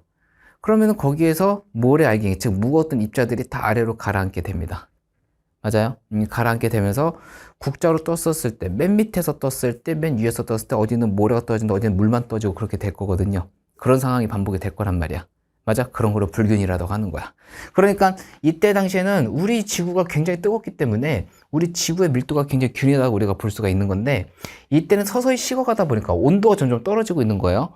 점점 식어가다 보니까 이때 당시에는 핵과 멘틀이 분리까지 일어나게 되면서 무거웠던 물질 아래로 가고 가벼운 물질 위에 있다 보니까 이건 우리가 불균하다고 볼 수가 있는 거겠지. 그래서 현재 지구를 이뤄내었다라고 보시면 되겠습니다. 이렇게 해서 개념 수업을 끝내도록 하겠습니다. 자, 이제 선생님이랑 책 한번 살펴보도록 해보겠습니다. 자, 지금 보면 물질의 기원에서 나와 있죠? 자, 빅뱅 우주론에서 나와 있는데, 자, 빅뱅 우주론이 이렇게 이제 정리가 아예 초반부터 나와 있는 겁니다. 138억 년 전 초고온 초미탄 점에서 대폭발이 일어나 우주가 탄생하였고 팽창하면서, 팽창이 중요한 거죠. 같은 우주를 이뤘다는 우주론이다. 그럼 이거에 대해서 어느 정도 이제 확립되는 과정이 있었다라는 얘기가 있는 건데, 그걸 한번 좀 가보도록 해볼게요. 이 정도면 될 것 같은데. 자, 정적 우주론에서 나왔는데, 우주는 정지해 있다. 즉, 정지했다라는 거는 이거는 팽창을 한다, 안 한다? 팽창을 안 한다라고 보시면 되겠고, 자, 우주는 팽창하고 있다. 그죠? 이거는 팽창하고 있다. 이렇게 보고 있는 건데, 이제 선생님이 아까 말씀해 주신 정적 우주론을 주장했던 과학자는 누구였죠? 뉴턴과 이제 아인슈타인이었죠. 그 다음에 이제 여기 동적 우주론에서 나와 있는데, 동적 우주론은 누가 얘기한 거야? 네, 이거는 르베트와 이제 프리드만이라는 과학자가 얘기하게 된 거죠. 자, 그렇게 된 거고, 이제 허블 법칙을 통해 우주의 팽창이 입증되었다. 뭐 정상 우주론에서 나와 있는데, 여기서 중요한 거는 이게 우주의 밀도예요. 밀도랑 질량. 사실 이제 우주의 부피가 나와 있으면 이제 얘네들은 공통적으로 팽창한다, 즉 증가한다라고 결과 나와 있고요. 질량도 얘는 증가하지만 얘는 일정하다. 고로 우주의 밀도, 즉 부피분의 질량이 되는 건데 똑같이 팽창하지만 이제 빅뱅 우주 같은 경우는 질량이 유지가 되고 얘는 이제 얘는 유지가 안 되고 얘는 유지가 되다 보니까 선생님 잠깐 다시 지워줄게요. 미안. 자, 다시. 자, 다시 설명해드리면 이게 우주의 질량이 있고 이제 우주의 밀도가 이렇게 나와 있잖아. 그지? 이렇게 나와 있는데, 우주의 밀도 같은 경우에는 이제 부피분의 질량이 되는 건데 똑같이 이제 우주의 부피가 증가한다고 볼 수가 있고, 그리고 얘네들의 질량 같은 경우에는 정상 우주론 같은 경우에는 질량이 계속 뭐가 된다? 증가한다. 얘는 유지가 된다고 우리가 볼 수가 있기 때문에 얘는 감소한다. 얘는 일정하다라고 볼 수가 있는 거겠죠. 그래서 우주의 온도 같은 경우에는 밀도가 유지하기 때문에 얘는 이제 일정하다. 그 다음에 이거는 감소한다고 볼 수가 있고, 여기서 이제 결정적으로는 이제 이게 시험 문제죠. 우주 배경 복사 그리고 수소 헬륨의 총 질량비가 3대 1이라는 걸 통해로 빅뱅 우주론이 확립이 되었다라고 이제 결과가 나왔다라는 거죠. 자, 다음 밑에 한번 내려보겠습니다. 자, 허블 법칙에 대해서 나와 있는데요. 여기서 언급하기로는 이제 기울기 허블 상수에 대해서 나와 있는데 이렇게 일정하게 유지가 되고 있다라고 볼 수가 있는 거겠죠. 그래서 우주의 팽창 알려주는 매우 중요한 자료다라고 나와 있어요. 자, 그 다음 자, 밑에 또 한번 내려보겠습니다. 자, 빅뱅과 물질의 생성에 대해서 나와 있는데요. 자, 이렇게 한번 끊어보겠습니다. 자, 물질을 이루고 있는 기본 입자를 갖다가 우리는 뭐라고 하냐면 원자라고 얘기를 합니다. 그죠? 원자 안에 살펴보면은 전자와 원자 핵이 형성되어 있고 그 원자 핵 안에는 이제 양성자와 중성자. 그러니까 이거는 핵 구성 물질이 되는 거겠죠. 그리고 이 핵 안에는 이제 양성자, 중성자가 있는데 여기에서 이제 쿼크가 존재하고 있다. 이 쿼크의 종류로는 이제 뒤에서 공부를 하겠지만은 토탈 6개가 존재하고 있습니다. 그중 우리는 업 쿼크와 다운 쿼크 정도만 본다고 보시면 되겠어요. 뭐 그래서 이제 전자, 뭐 쿼크 이렇게 나와 있고, 뭐 양성자, 중성자 나와 있고, 뭐 원자핵, 원자 이렇게 나와 있는데, 우리가 이제 다음 시간에 화학을 배울 거잖아, 그지? 화학을 배울 때 한 번 더 얘기해 드리겠지만 여기다 하나 써놔주세요. 중성 원자 이거 한번 써놔주시고, 알겠죠? 자, 그 다음 한번 내려가 보도록 해보겠습니다. 자, 빅뱅 이후의 원자 형성 과정에 대해서 나와 있습니다. 자, 이게 중요한 거죠. 여기서 외울 게 좀 많았는데, 아까 언급해 드렸듯이 빅뱅 후 약 3분 후에, 여기 잘 안 나와, 이렇게 딱 걸쳐 있지만은 여기 헬륨 원자핵, 이제 수소 원자핵, 이게 만들어졌다. 그 빅뱅 후 약 38만 년 전에, 8만 년 이후에 이제 헬륨 원자와 이제 수소 원자핵이 형성이 되었다라고 여러분이 보시면 되겠고요. 자, 뭐 빅뱅 후 온도와 이제 시간에 대해서 나와 있습니다. 이건 한번 읽어보시기 바라고요. 꼭 잘 봐주셔야 될 부분은 어디냐면은 여기 3분, 3분 이거 꼭 잘 봐주시고, 그 다음에 여기 양성자, 중성자가 이제 개수비가 나오게 되는 건데 초기에 약 1대1이었으나 이게 7대1로 형성이 되었다. 선생님 왜 1대1에서 7대1로 변했나요? 로 나와 있는데요. 그 걔는 너무 좀 어려워요. 그건 이제 입자 이론 안에서 이제 베타 분계라는 게 있습니다. 베타 분계.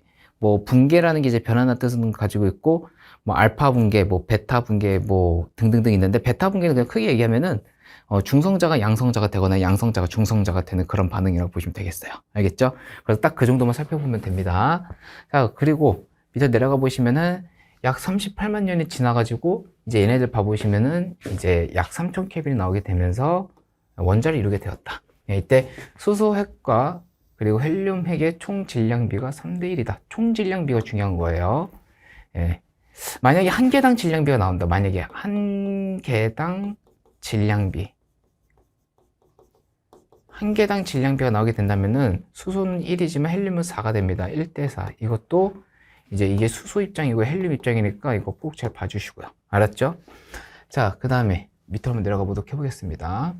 자, 내려가 보면은, 뭐 한 걸음 더 라고 나와 있는데 보통 이런 거는 이제 서술형이 많이 나오기 때문에 꼭 한번 연습해 봐 주시기 바랍니다. 이거 선생님 아까 칠판 수업 때 한번 해드렸으니까 연습 한번 해봐 주시고, 계속 강조하는 거지만 여기에서 수소 원자핵과 헬륨 원자핵의 개수비는 몇 대 몇? 12대 1. 그죠? 개수비 12대 1. 맞죠? 그리고 여기 보면 양성조 충돌 개수비가 7대1도 나와 있고요. 그 다음에 여기서 원자의 한기와 질량이 수 원자의 헬륨은 뭐 1대4가 나오게 되면서, 그죠? 총 질량비는 12대4가 나오게 되면서 전체적인 질량비는 3대1이 되었다. 그러니까 이게 왜 빅뱅 우주론의 직접적인 증거가 되냐면은 물질들의 안정화, 즉 온도가 낮아졌기 때문에 안정화되었다. 팽창을 하니 온도가 낮아진다. 그러니까 근본은 온도가 낮아졌기 때문에 물질의 안정화가 일어났다. 그거라고 보시면 되겠습니다. 알겠죠? 자, 그 다음 한번 또 가보겠습니다. 자, 가보시면은요. 자, 이제 우주 배경 복사에도 나와 있는데, 투명한 우주냐, 투명한 우주가 아니냐라는 건데, 이거는 원자가 생성된 이후냐, 아니면 원자가 생성되기 전이냐, 그거에 따라서 불투명한 우주, 투명한 우주로 우리가 나눌 수가 있는데, 선생님이 아까 얘기해 드렸듯이, 굉장히 빛들이 어디 가고 싶어도 나갈 수가 없어요. 예, 온도도 되게 뜨거울 뿐더러, 이제 이온을 띄고 있는 입자들이 너무나 존재하기 때문에, 빛들이 어디에다 장단을 맞춰야 될지 잘 모르는 거야. 그래서 이따가 이 물질이 안정화가 되면서 이제 원자가 형성되고 난 이후에 이제 우주 배경 복사 에너지가 나갔다라는 거는 이제 우주 배경 복사 에너지가 빛이기 때문에 그런 거거든요. 예, 그래서 그때부터 이제 우주 배경 복사 에너지 형성이 되었다라고 우리가 볼 수가 있다라는 거죠. 자, 이렇게 보시면 되겠고요. 자, 이 우주 배경 복사 에너지가 빛이에요, 빛. 빛인데, 빅뱅 후 약 38만 년 원자가 생성되면 모든 방향으로 균일하게 퍼져나간 빛, 그죠? 빛이라고 나와 있죠. 그죠? 네, 이렇게 되는 건데, 뭐, 가모프의 예측. 그러니까 현재 경과가 됐었을 때 온도가 계속 어떻게 되고 있는 거야? 낮아졌다라는 거를 예측했다라는 거. 선생님 말이랑 어때요? 일맥상통하죠? 네, 그래서 잘 보시면 되겠고, 이게 모든 방향으로 이제 균일하게 나갔다라고 얘기를 해주지만, 네, 정확한 표현으로는 이제 대체로 균일하다. 네, 완전 균일하다라고 보기엔 조금 어렵습니다. 예, 그래서 이렇게 보시면 되겠고, 이거를 어떻게 볼 수가 있냐면은요, 요거, 색깔 자체가 되게 대체로 균일하게, 완전 균일하지 않고 대체로 균일하게 퍼져나가 있다는 걸 우리가 볼 수가 있어요. 예, 그래서 여러분들이 이걸로 좀 보시면 되겠습니다. 여기도 나와 있네요. 대체로 균일하게 분포하지만, 예, 이런 말이 나와 있는 거 보이시죠? 그래서 한번 보시면 되겠고, 예, 그 다음에 우주 배경 복사의 의미라고 나와 있는데, 실제로 관측되면서 빅뱅 결정적인 증거가 되었다. 뭐 직접적인 증거가 되었다. 라는 걸 우리가 볼 수가 있다는 겁니다. 뭐 하나 더 언급해 드리자면은요. 이때부터는 우리가 뭐라고 하냐면 이때는 급팽창이 일어났다. 그리고 여기 때는 우리가 감속팽창이 일어났다. 현재 우주는 여기서 가속팽창을 하고 있다라고 이제 얘기할 수가 있습니다.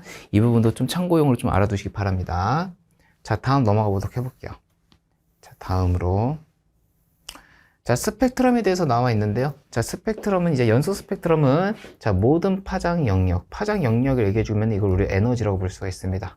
자, 에너지를 한번 보시면 되겠고, 자, 방출 스펙트럼은 뜨거웠던, 그러니까 에너지가 높았던 걸 우리는 방출하고 싶기 때문에 방출 스펙트럼을 얘기할 수가 있는 거예요. 그래서 고온의 기체 보시면 되겠고, 흡수 스펙트럼 같은 경우에는 이제 빛을 흡수할 수 있는 색깔 모두 다 있는 상태에서 우리가 가져가야 된다. 네, 그래서 여러 가지 빛이 있는 상태에서 검은색이 나타나는 거 가지고 우리가 흡수 스펙트럼에 따라 볼 수가 있고, 그 다음에 저온의 기체, 이것 좀 여러분이 보시면 되겠고요. 자, 다음 넘어가도록 해보겠습니다. 자, 선 스펙트 나타나는 원인, 에너지 준위에 대해서는 한번 참고용으로 좀 봐주시면 되겠고요. 자, 스펙트럼의 분석에 대해서 나와 있는데요. 자, 스펙트럼 분석에서 보시면은요. 자, 같은 원소. 자, 같은 원소는 흡수선과 방출선이 같은 위치에 남는다. 즉, 이건 선 간격이라도 볼 수가 있습니다. 그러니까 흡수와 방출에 상관없이 동일한 원소라면은 얘네들 흡수선과 방출선이 똑같고요. 지금 이쪽에 보시다시피 지금 얘네들 어때요? 선간격 동일하죠? 같은 수소라고 보시면 되겠습니다. 지금 얘네도 보면은 선간격이 서로 어때요? 좀 같은 걸로 보이시죠? 그래서 이것도 흡수선과 방출선에 상관없이 동일한 원소면은 똑같다, 선간격은. 이렇다고 보시면 되겠고요. 그 다음에 뭐 별로부터 오는 빛의 스펙트럼 관찰 여러 원소의 스펙트럼과 비교하면서 원소의 종류를 할 수 있다. 이거는 너무나 당연한 얘기고요. 폭을 비교하면은 원소의 질량비를 할 수가 있다. 그러니까 이거를 폭이라고 얘기해 줬는데 흡수선의 폭, 즉 선 굵기라고 볼 수가 있겠죠. 선 굵기. 선 굵기가 크면 클수록 질량을 할 수가 있다. 즉 개수비도 할 수가 있다라고 볼 수가 있으면 되겠습니다. 여기 양도 나와 있네. 원소의 양을 할 수가 있다. 자, 넘어가 보도록 해보겠습니다. 쭉 넘어가 볼게요. 자, 태양은 이제 연소 스펙트럼이라고 말하는 선생님들이 이제 간혹 가다가 조금 있는데요. 정확히 말하면은 프라우노프라는 과학자가 태양 스펙트럼이 이제 선 스펙트럼이라는 걸 알게 됐습니다. 알아냈습니다. 그거를 이제 우리가 프라운호퍼 선이라고도 얘기를 해줘요. 프라운호퍼 선. 그래서 이거 한번 태양 스펙트럼은 절대로 연속 스펙트럼이 아니다. 라고 여러분 꼭 기억해 주시고요. 그 다음에 자, 이걸로 통해서 이제 수소 헬륨의 질량이 약 3대 1인 거를 알아내었다라고 이제 나와 있으니까 이거 한번 보시면 되겠고요. 예. 자, 이제 별의 탄생 과정에 대해서 한번 좀 살펴보도록 해보겠습니다. 자, 별의 탄생 과정. 가스 구름이 형성이 되었고 성운이 형성되면서 원시별의 생성 그리고 별의 탄생이 되었다라고 나와 있습니다. 자, 가스 구름이 형성되었고 주로 수소 헬륨으로 이루어진 성간물질이 자, 밀도가 큰 곳을 질량이 큰 곳이 되겠죠. 가스 구름을 형성했다. 이걸 가스 구름을 이제 성운이라고도 얘기를 합니다. 성운. 자, 이렇게 되면서 성운이 형성이 되어가지고 이제 원시별이 형성됐는데 온도는 낮고 밀도가 큰 곳. 온도는 낮고 밀도가 큰 곳. 이게 중요합니다. 여기서 이제 중력 수축이 일어난다는 거죠. 그러니까 여러분들이 이 온도가 낮고 밀도가 큰 곳이라는 것을 이해하기 위해서는요. 나중에 이제 물리학 2에서 그 아인슈타인의 일반 상대성 이런 시공간의 왜곡이라는 걸 조금 이해를 좀 해줘야 돼요. 왜냐면 이게 온도가 낮고 밀도가 왜 크냐면은 그 시공간의 왜곡이라는 게 살짝 얘기해 드리자면은 공간이 이렇게 왜곡이 됐대. 그러니까 여기에 만약에 태양이 있으면은 태양빛이 이렇게 들어오더라도 여기에 이 태양빛이 도달하지 못하는 거야. 그러니까 여러분들도 만약에 이렇게 되어 있는 어떠한 공간에 여러분이 이렇게 빠져 있다고 한번 생각을 해보세요. 태양이 아무리 비추더라도 여기 밑에 에너지가 못 가. 못 간다라는 거지, 그지? 그러니까 여기는 되게 그 태양 복선을 닿지 않기 때문에 여기는 그렇게 뜨겁진 않을 거거든. 여기보다 상대적으로는. 무슨 말인지 이해되시죠? 그래서 이렇게 공간의 왜곡이 일어나기 위해서는 큰 질량 덩어리가 하나가 와야 된다. 이게 시공간의 왜곡인데 그러한 원리라고 보시면 되겠는데 통합과학에서는 그냥 이 정도로 여러분들이 좀 이해하고 넘어가시면 되겠습니다. 알겠죠? 네, 그 다음에 자, 원시별의 중심부의 온도가 약 1000만 켈빈 이상이 되면 수소 핵 융합 반응이 일어나면서 빛을 방출하는 별이 된다라고 보시면 되겠습니다. 그래서 성운의 형성이라고 나와 있고 그래서 원시별의 탄생이 되었고 별의 탄생이 되었다라고 나와 있습니다. 자, 주결성에서 나와 있는데 별의 생 중에 중심부에서 수소 핵 융합 반응을 통해 에너지를 방출하는 단계 별의 일생이 대부분 90% 거의 대부분을 보낸다라고 보시면 되겠습니다. 자, 다음 넘어가 보도록 해볼게요. 자, 그래서 지금 수소 핵 융합 반응이 있는데 이게 아직도 태양의 중심에서 일어나고 있는 거겠죠, 그죠? 네, 그래서 헬륨 원자 핵도 나오게 되는데 이후에 원래 또 뭐도 있다 그랬죠? 델타 MC의 제곱, 즉 질량 결손 에너지가 있다. 그래서 이쪽으로 나눠졌을 때 이쪽에는 질량이 반응 후에 있는 질량보다 더 크다라는 결과로 좀 보시면 되겠습니다. 자, 내부 압력과 중력, 즉 주결성 상태에서 태양이 평형을 이루고 있는 이유, 내압과 중력 값이 서로 평형을 이루고 있다라고 보시면 되겠고요. 자, 그 다음에 별의 진화와 원소의 생성에 대해서 나와 있는데요. 헬륨, 별의 중심부에서 수소 핵 융합 반응이 일어나고 있다. 위에서 한번 다뤄봤었죠. 그래서 4개의 수소가 핵 반응을 하게 되면서 하나의 헬륨 원자 핵을 형성하면서 델타 MC의 제곱을 형성한다. 한번 써놔 주시고요. 그 다음에 여기서 좀 잘 봐줘야 될 게 뭐냐면 이제 철의 생성 보시면은 이제 질량이 태양의 10배 이상인 별에서 그죠? 탄소, 산소, 규소 핵융합 반응이 일어나 결국엔 어디까지 형성이 된다? 철까지 형성된다. 그래서 철보다 무거운 원소 별 내부 생성되지 않는다고 나와 있는데 이유는 철이 가장 안정한 원소이기 때문에 그런 거예요. 자, 여기 보시면 여기서도 철의 원자핵이 매우 안정하기 때문이다 라고 나와 있죠. 예, 그래서 이것도 한번 여러분 좀 살펴보시면 되겠습니다. 자, 그래서 이건 한번은 그냥 봐주시면 되겠고요. 자, 그 다음에 또 자, 태양의 진화 단계 이것도 한번 읽어보시면 되겠고 철보다 무거운 원소의 생성이 나와 있죠. 이거 아주 중요합니다. 이거 나오면 정답률이 생각보다 많이 떨어집니다. 여기 자체에 네모 박스를 쳐놔주시고요. 자, 그러면은 별의 중심부에서 철로 이루어진 핵이 만들어지면 핵융합 반응이 중지가 된다라고 나와 있고요. 자, 급격하게 수축한다. 근데 수축하지 못하면 초신성으로 폭발하면서 철보다 무거운 원소가 생성이 된다. 이게 중요한 거예요. 뭐 간혹 가다가 학교에서 지엽조 낸다면은 뭐 금, 납, 우라늄을 출자하고 하니까 우리 학교가 좀 까다롭겠다는 친구들을 꼭 외워주시기 바랍니다. 자, 그 다음에 이제 또 내려가 볼게요. 또 내려가 보면은 뭐 태양계 형성에 대해서 나와 있습니다. 자, 태양계 형성을 보시면은요. 자, 빅뱅을 또 만들어진 수소, 헬륨, 별 내부 핵융합과 초신성 폭발로 만들어진 원소가 모여 거대한 성운을 이루었다라고 나와 있죠. 그래서 뭐 여기 보시면은 거대 성에서 밀도차가 발생이 되었다. 그래서 밀도가 높은 부분에 더 큰 중력이 작용하였다라고 나와 있고요. 이거 어떻게 보면 이제 별의 탄성과 좀 같은 맥락이라고 보시면 되겠습니다. 자, 성운의 회전과 수축이 나와 있는데요. 자, 원반 모양을 또 수축과 중력의 열이 전환되면 성운의 가열로 온도가 높아졌다. 이때 이 회전하는 방향이 기억해 주시면 좋은데, 회전하는 방향은 서쪽에서 동쪽으로 일어난다라고 보시면 되겠습니다. 자, 원반의 중심 온도가 높아졌고 원시태양이 형성이 되었고, 그죠? 원시태양. 그 다음에 미행성체가 형성이 되었고, 자, 원시행성의 형성이로 나와 있는데, 아까 말했듯이 원시행성이 형성됐었던 거는 태양이 중력 수축을 하게 됨으로써 이제 원시태양이 형성이 되면서 그 자전을 하다 보니까 여기도 무거웠던 물질들이 하나 둘씩 이제 나가게 된 거예요. 뭉쳐있던 덩어리들이. 그래서 그 덩어리들이 이뤄가지고 이제 여기 이제 지구의 행성도 만들어냈고 목성의 행성도 만들어졌다라고 보시면 되겠습니다. 그래서 태양계 형성도 이렇게 나와 있으니까 뭐 한번 보시면 되겠고, 그 다음에 자, 지구형 행성과 목성형 행성 다시. 자, 지구형 행성과 목성형 행성에 대해서 좀 다뤄보시면은요, 요 맥락도 이제 학교에서 어느 정도는 이제 나올 수 있는 부분이니까 꼭 외워주시고요. 반드시 알아둬야 될 거는 이제 질량. 지구 행성은 작다, 크다. 이거 꼭 기억해 주시고요. 이게 좀, 여러분 좀 조심해야 되고 뭐냐면 이 밀도도 말장난하면 이렇게도 나올 수가 있어요. 단위 부피당 질량. 단위 부피당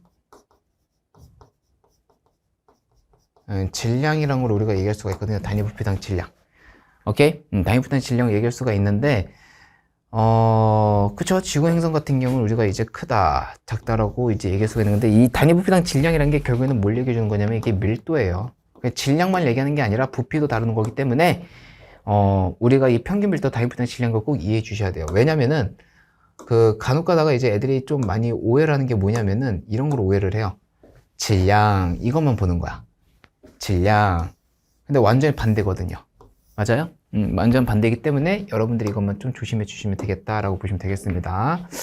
자, 다음 한번 넘어가 보도록 해보겠습니다. 자, 다음 넘어가 보면은, 자, 다시. 자, 원시 지구의 탄생과 진화에 대해서 나와 있는데요. 자, 여기 보시면은, 자, 미행성체 충돌에 나와 있는데, 무거운 성분 철과 니켈이 풍부한 미행성체들을 충돌하고 결합하여 원시 지구가 형성이 되었다. 뭐, 마그마 바다 형성, 멘틀의 핵과 분리, 원시 바다 형성 이렇게 나와 있잖아. 그치? 여기에 보시면요, 무거운 성분, 이거는 초신성 폭발로 인해서 날아오게 되는 잔해들이라고 보시면 되겠습니다. 예, 초신성 폭발로 인해서 날아오게 되는 잔해들이 이제 미행성들과 충돌이 일어나가지고, 이제, 자, 여기 보시면은 충돌열로 인해가지고 마그마 바다가 형성이 되었다라고 보시면 되겠고요. 철과 니켈 등 무거운 물질 지구 중심부 쪽으로 가라앉아 핵을 이뤘다. 철과 니켈 등 무거운 물질은 지구 중심부 쪽으로 가라앉아서 핵을 구성하였다라고 나와 있죠. 이거 한번 보시면 되겠고, 규수와 산소 등 가변 물질로 떠올라 멘트를 형성하였다라고 보시면 되겠습니다. 그 다음에 원시지각 원시바다 횟수가 감소했지 완전히 멈춘 게 아니에요. 알았죠? 이렇게 넘어가면서 온도가 낮아졌고 지각이 형성이 되었고, 그죠? 예, 뭐 블라블라 이렇게 나와 있으니까 한번 보시면 되겠습니다. 자, 다음 또 넘어가 보도록 해볼게요. 자, 지구 대기의 변화에 대해서 나와 있는데요. 예, 이거는 이제 우리가 저기 어디야? 저기 지질시대 가면 이제 한 번 더 얘기 다루겠지만은요, 일단 질소는 반응성이 너무 높기 때문에 일단 일정합니다. 그리고 원래 옛날에는 질소보다도 이산화탄소가 굉장히 많았어요. 이제 현재는 이제 질소는 약 78%, 산소는 21%, 그리고 이산화탄소 0.03%가 있다고 얘기해 주거든요. 그렇게 얘기가 되겠지만은 옛날에 이산화탄소가 원래 많았어. 근데 그럼 이 이산화탄소가 더 어디로 갔느냐? 지질시대 때 한 번 더 얘기 드리겠지만은 거기서 이제 좀 더 깊게 다룬 게 맞기 때문에 지금 여기서는 순서가 아니야. 이게 지금 어디 갔냐면, 자, 우리 땅으로 갔어요. 석회암을 형성하고 있습니다. 네, 석회암. 그냥 한번 써드릴게요. 자, H2O 이렇게 있고요. H2O 물이죠. 네, 물이랑 CO2랑 이렇게 형성이 되잖아요.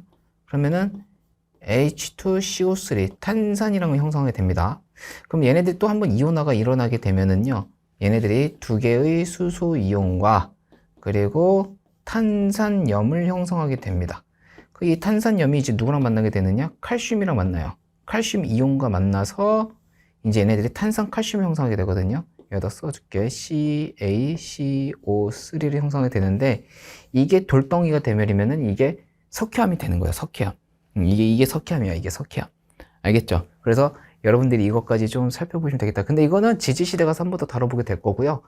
여기 있는 이 산소 같은 경우는 언제부터 생성이 된 거냐면은요, 저기 남세균이라고 있어요. 이제 성칸부리아 시대 때 이제 남세균이라는 녀석이 이제 광합성을 하게 되면서 이제 얘네들이 이제 산소를 내보내게 되고 고생대 때 이제 오존층이 형성이 됩니다.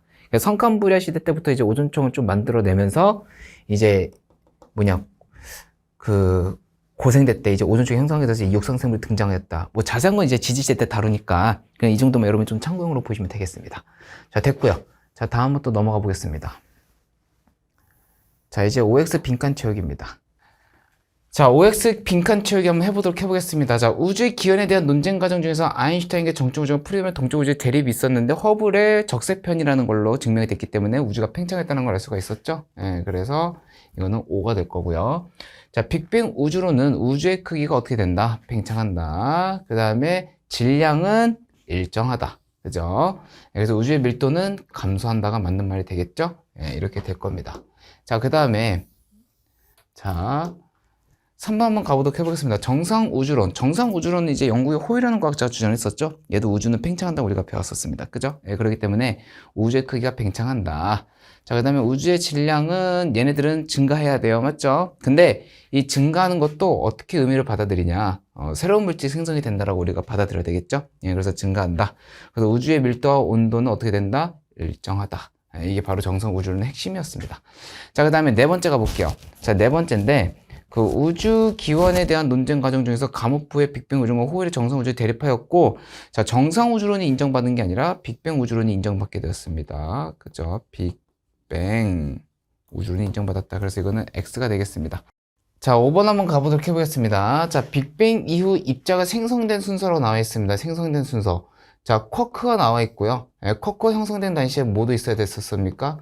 예, 전자가 있어야 된다는 건데 선생님 그 수업 시간에 언급해 드렸을 때 뭐 전자라고도 얘기해 줄 수가 있지만 경입자 또는 렙톤이라고 얘기해 줘도 괜찮다고 분명히 언급해 드렸었습니다. 자, 그래서 이거는 이것부터가 일단 X가 되겠습니다.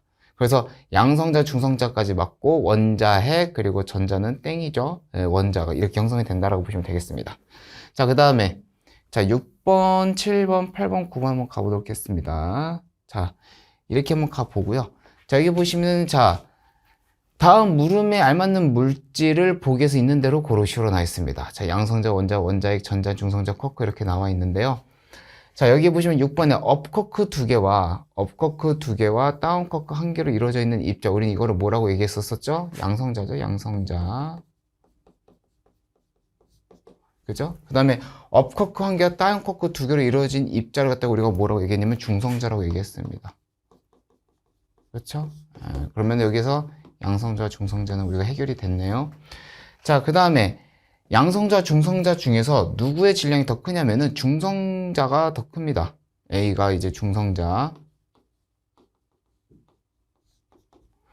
중성자의 질량이 약간 더 크기 때문에 양성자에서 중성자로 변하는 에너지를 갖다가 뭐 해줘야 되냐면은요.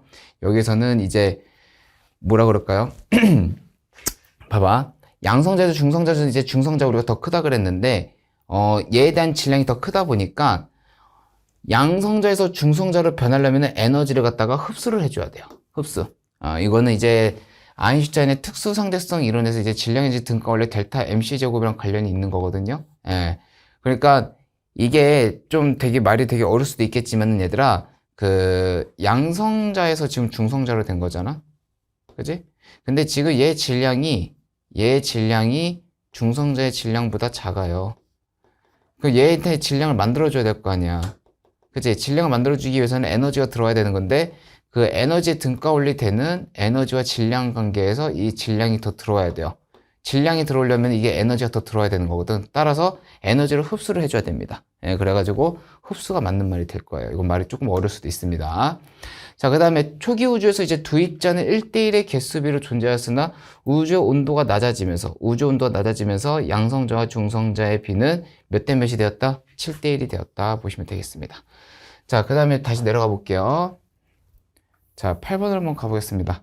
자, 8번 한번 가볼 텐데요.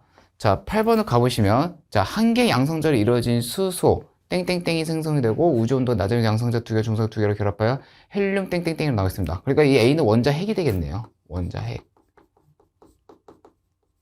그 다음에 여기서 헬륨 원자 핵이 되겠네요. 그죠? 이 시기 이후 두 입자의 질량비는 몇 대 몇이 된다? 수소 헬륨의 질량비가 3대 1이 되었다라고 볼 수가 있겠죠. 자, 그 다음에 기본 입자에 속하는 땡땡땡과 그 양성자 중성자로 이루어진 땡땡땡이 만나 전기적 중성을 띠는 뭐뭐가 만들어졌다. 그러니까 지금 A 같은 경우는 이제 우리가 전자라고 볼 수가 있겠네요. 전자. 그렇죠? 전자와 양성자 중성자로 이루어져 있는 이제 B는 원자 핵이 되겠네요. 원자 핵이 만나 전기적으로 중성을 띠는 원자가 만들어졌다라고 볼 수가 있습니다. 그렇죠? 원자가 만들어졌다. 땡땡이 만들어지면서 빛이 우주공을 퍼져나갈 수 있어야 될 거예요. 그러니까 여기에서는 이제 우리가 그 뭐라고 얘기해줘야 되냐면은요. 이게 원자. 그러니까 이것도 원자가 만들어지면서 이거 같은 시가 되는 거죠. 원자가 만들어지면서 이 시기를 갖다가 우리가 투명한 우주냐 불투명한 우주냐라고 보게 된다면은 이때부터 빛이 뻗어나갈 수가 있었기 때문에 투명한 우주라고 우리가 볼 수가 있겠습니다. 맞죠? 그래서 여기까지 볼 수가 있고, 자, 10번입니다. 자, 우주의 온도가 3000켈빈까지 낮아졌을 때 우주로 퍼져나간 빛을 갖다가 우주 배경 복사 에너지라고 얘기합니다. 복사 에너지. 자, 우주 배경 복사 에너지라고 하고, 그 다음에 자, 위로 한번 넘어가 볼게요. 자, 여기 위로 가보면, 자, 파장이 길어진 뭐가 관측될 것이다. 우주 배경 복사 에너지죠. 똑같이. 우주 배경 복사 에너지가 관측될 것이 예측을 했다. 실제로 누구에 의해 뭐에 해당된 복사가 관측됐다. 이거 펜저스와 윌슨이죠. 미국의 전파 물리학자예요. 펜저스와 윌슨에 의해 약 3켈빈. 정확히는 이제 2.7켈빈이죠. 그래서 해당하는 복사가 관측되어 빅뱅 우주론의 결정적인 증거가 되었다라고 볼 수가 있겠습니다. 그 다음에 11번 한번 가볼게요. 자, 11번인데, 자, 빛이 분광기를 통과하면 파장에 따라 무지개 색이 튀게 한다. 이를 스펙트럼이라고 한다라고 나와 있는데, 이거는 맞죠? 그쵸? 오. 자, 다음. 자, 12번 가볼게요. 자, 스펙트럼은 모든 파장 영역에서 연속적인 색이 나타내는 A는 이제 연속 스펙트럼에 해당되겠습니다. 자, 연속 스펙트럼과 불연속적인 선이 나타나는 이제 선 스펙트럼이죠. 선 스펙트럼. 으로 나눌 수 있다. 또한 몸을 특정한 파장의 빛을 흡수했는지 방출했는지를 따라 나타낸 것이다. 그러니까 이거 B 같은 경우는 우리가 뭐라고 얘기해 줘야 되냐면요. 이거는 이제 선 스펙트럼이라고 볼 수가 있겠죠. 이거는 이제 선 스펙트럼은 특정한 빛의 파장 흡수했는지 방출에 따라 이제 흡수한 스펙트럼을 갖다가 우리가 흡수 스펙트럼이라고 볼 수가 있어요. 흡수 스펙트럼. 그리고 이제 뒤에는 이제 방출 스펙트럼 이렇게 나눌 수가 있다라고 보시면 되겠습니다. 자, 다음으로 넘어가 볼게요. 자, 다음. 자, 13번으로 넘어가 보시면은요. 자, 별빛의 선 스펙트럼에서 이제 선의 폭을 통해 구성 원소의 종류를 파악할 수가 있다. 선의 폭이죠. 그죠? 선의 위치를 통해 구성 원소의 질량비를 알 수가 있다고 나와 있는데, 이거는 지금 서로 바뀐 상태예요. 오히려 선폭을 통해서 우리가 알 수가 있는 거는 질량에 대한 걸 갖다가 알 수가 있다고 보시면 되겠고, 선의 위치를 통해서 구성 원소의 종류를 알 수가 있는 겁니다. 따라서 이거는 X에 해당되겠습니다. 자, 다음. 자, 14, 15, 16번을 같이 한번 봐보도록 해볼게요. 자, 보시면은 이제 어떤 원소와 태양의 선 스펙트럼인데 이를 참고하여 물음에 답하시오로 나와 있는데요. 자, 주어진 태양의 스펙트럼은 흡수 스펙트럼에다 나와 있는데, 자, 지금 색깔이 있는 띠에 지금 어때요? 검은 선이 있는 걸로 보아서 우리는 이거를 갖다가 흡수 스펙트럼이다 라고 볼 수가 있습니다. 자, 각 원소의 스펙트럼은 원자 속의 전자가 에너지를 흡수하여 나타난다고 나와 있는데요. 자, 지금 봐봐요. 각 원소의 스펙트럼이라고 나와 있습니다. 그죠? 그럼 여기에 각 원소가 이제 얘네들까지 얘기해줘야 되는 건데, 얘네들은 지금 뭐가 보이냐면은 색이 보입니다. 색이 보이는 걸로 보아서 우리는 이거를 방출 스펙트럼을 볼 수가 있는 거겠죠. 그래서 흡수하여 나타나는 게 아니라 방출이죠. 방출. 그렇죠. 방출하여 나타난다. 그러니까 15번은 X가 되겠습니다. 자, 주어진 스펙트럼으로부터 알 수 있는 태양을 구성하는 원소는 두 가지다고 나와 있는데요. 자, 볼게요. 자, 지금 선을 한번 그어봐야 되는데, 자, 선을 한번 그어보도록 해보겠습니다. 일단 태양이잖아. 없네요. 그쵸? 이렇게 하나가 있고, 그죠? 자, 그러니까 칼슘도 있는 것 같아요. 칼슘, 그치? 근데 아니다, 칼슘은 아니네요. 앞부분은 맞는데 칼슘은 아니네요. 일단 칼슘은 제외네요. 칼슘은 제외. 그 다음에 나트륨 같은 경우에는 있네요. 그죠? 나트륨은 포함이 되어야 됩니다. 그죠? 그 다음에 네온은 포함이 안 됐네요. 그죠? 자, 헬륨. 헬륨은 있고, 선 있고, 그죠? 헬륨 포함됐네요. 그 다음에 수소. 하나, 둘, 셋, 넷. 수소까지 포함이 돼야 되겠네.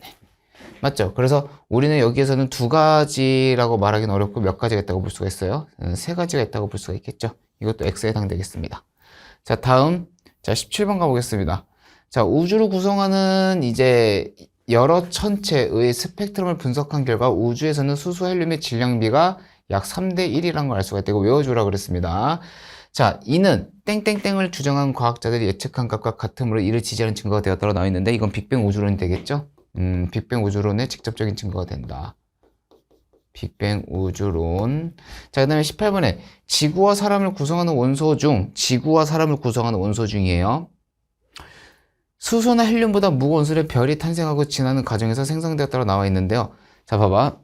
수소나 헬륨보다 무거운 원소들은 별이 탄생하고 진화하는 과정에서 생성된 게 맞죠? 뭐로 인해서? 핵융합에 의해서, 그죠? 그래서 그 여러 잔해들이 우리 지구에 떨어졌다라고 볼 수가 있다고 얘기해 드렸습니다. 자, 성운 내부에서 밀도가 낮고 온도가 높으냐, 온도가 낮은이 돼야 돼요. 낮은. 그지?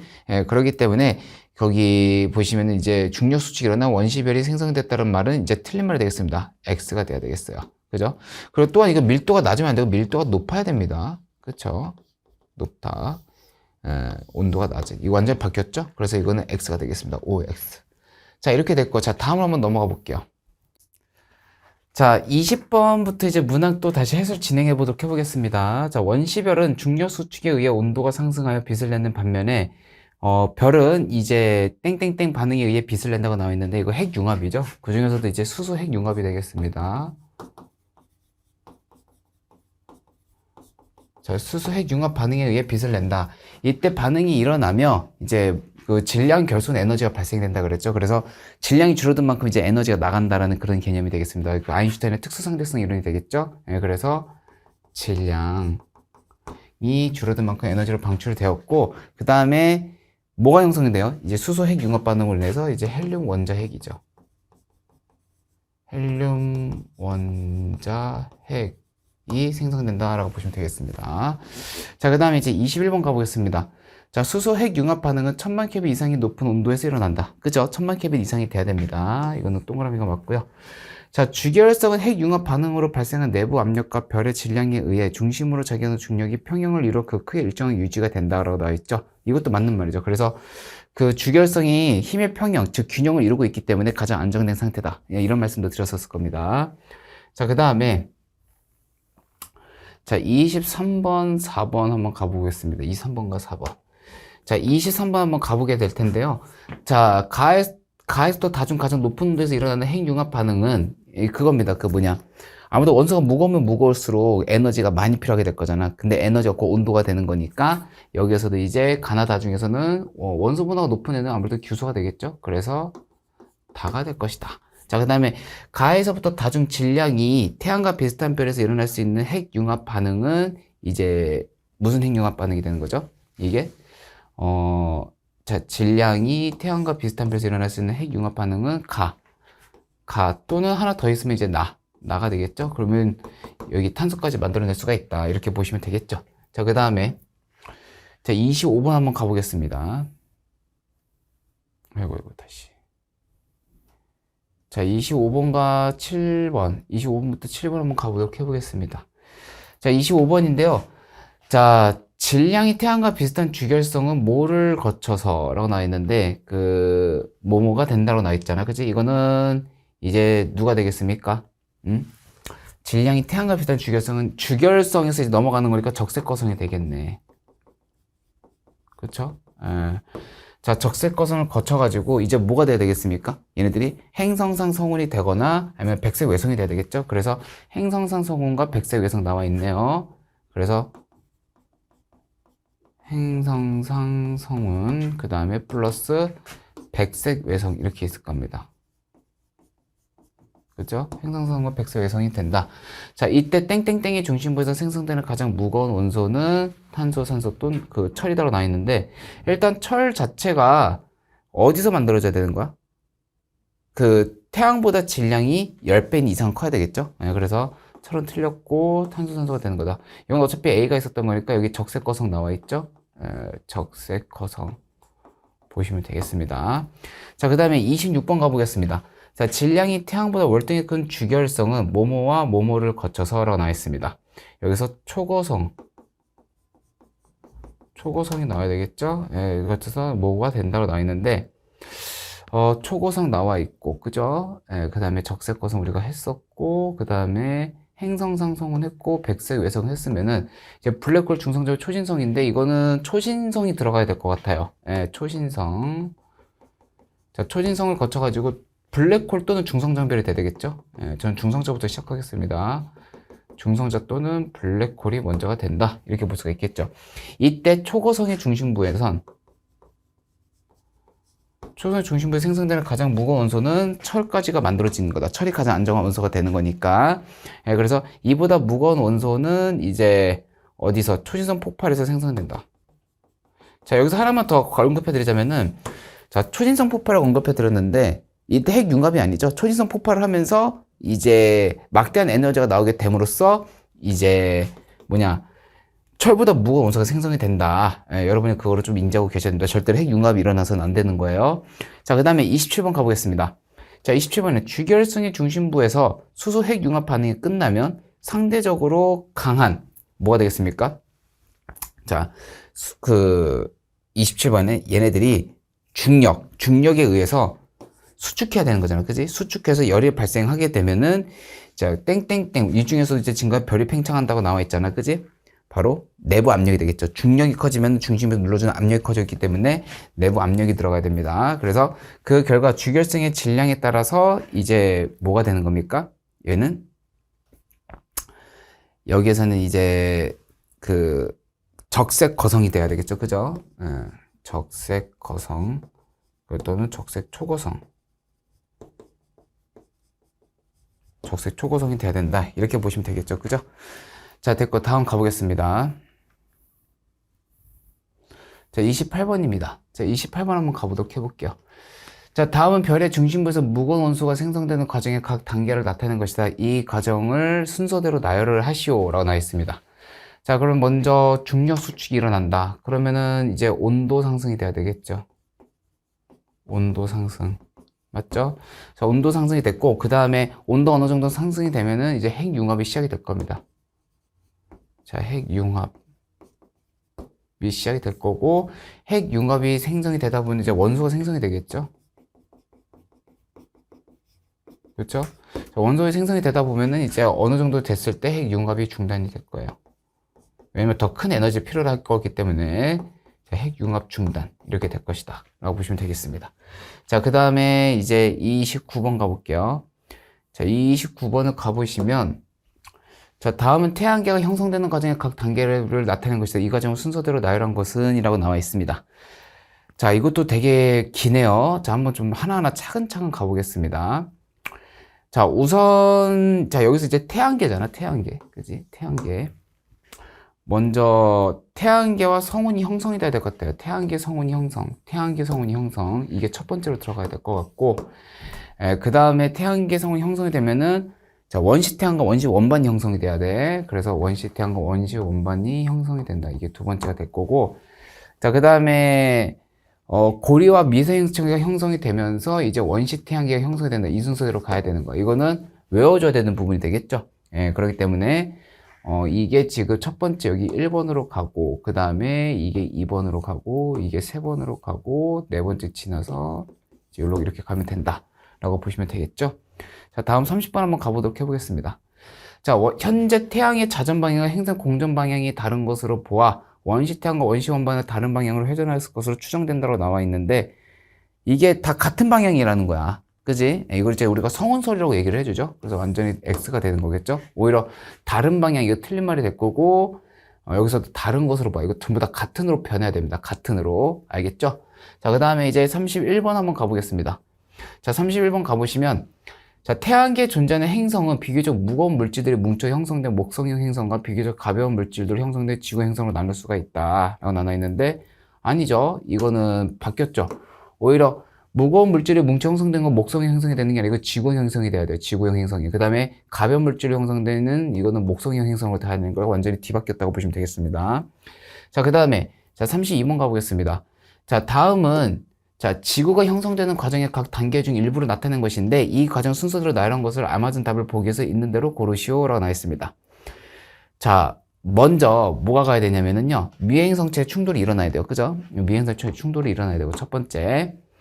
자, 그 다음에 미행성체 충돌이 되면 이게 충돌 열로 인해서 우리가 마그마 바다를 형성한다고 배웠습니다. 그러면서 충돌은 계속 일어나지만 그 횟수가 줄어듦에 따라 가지고 점점 지구가 식어가요. 그래서 무거운 물질들이 점점 가라앉게 될 겁니다. 그죠? 예, 그렇기 때문에 멘틀과 핵이 형성이 되었다. 이게 세 번째로 오게 될 거고, 원시가 바다 형성이 네 번째로 올 것이다. 그래서 순차적으로 1, 2, 3, 4번이 이렇게 쭉쭉쭉쭉 들어가면 된다고 보시면 되겠죠. 자, 그 다음에 원시 바다가 형성되면서 지표가 냉각되어 원시 지각이 형성될 수가 있었다고 나와 있는데, 원시 지각이 먼저 형성이 됐어요.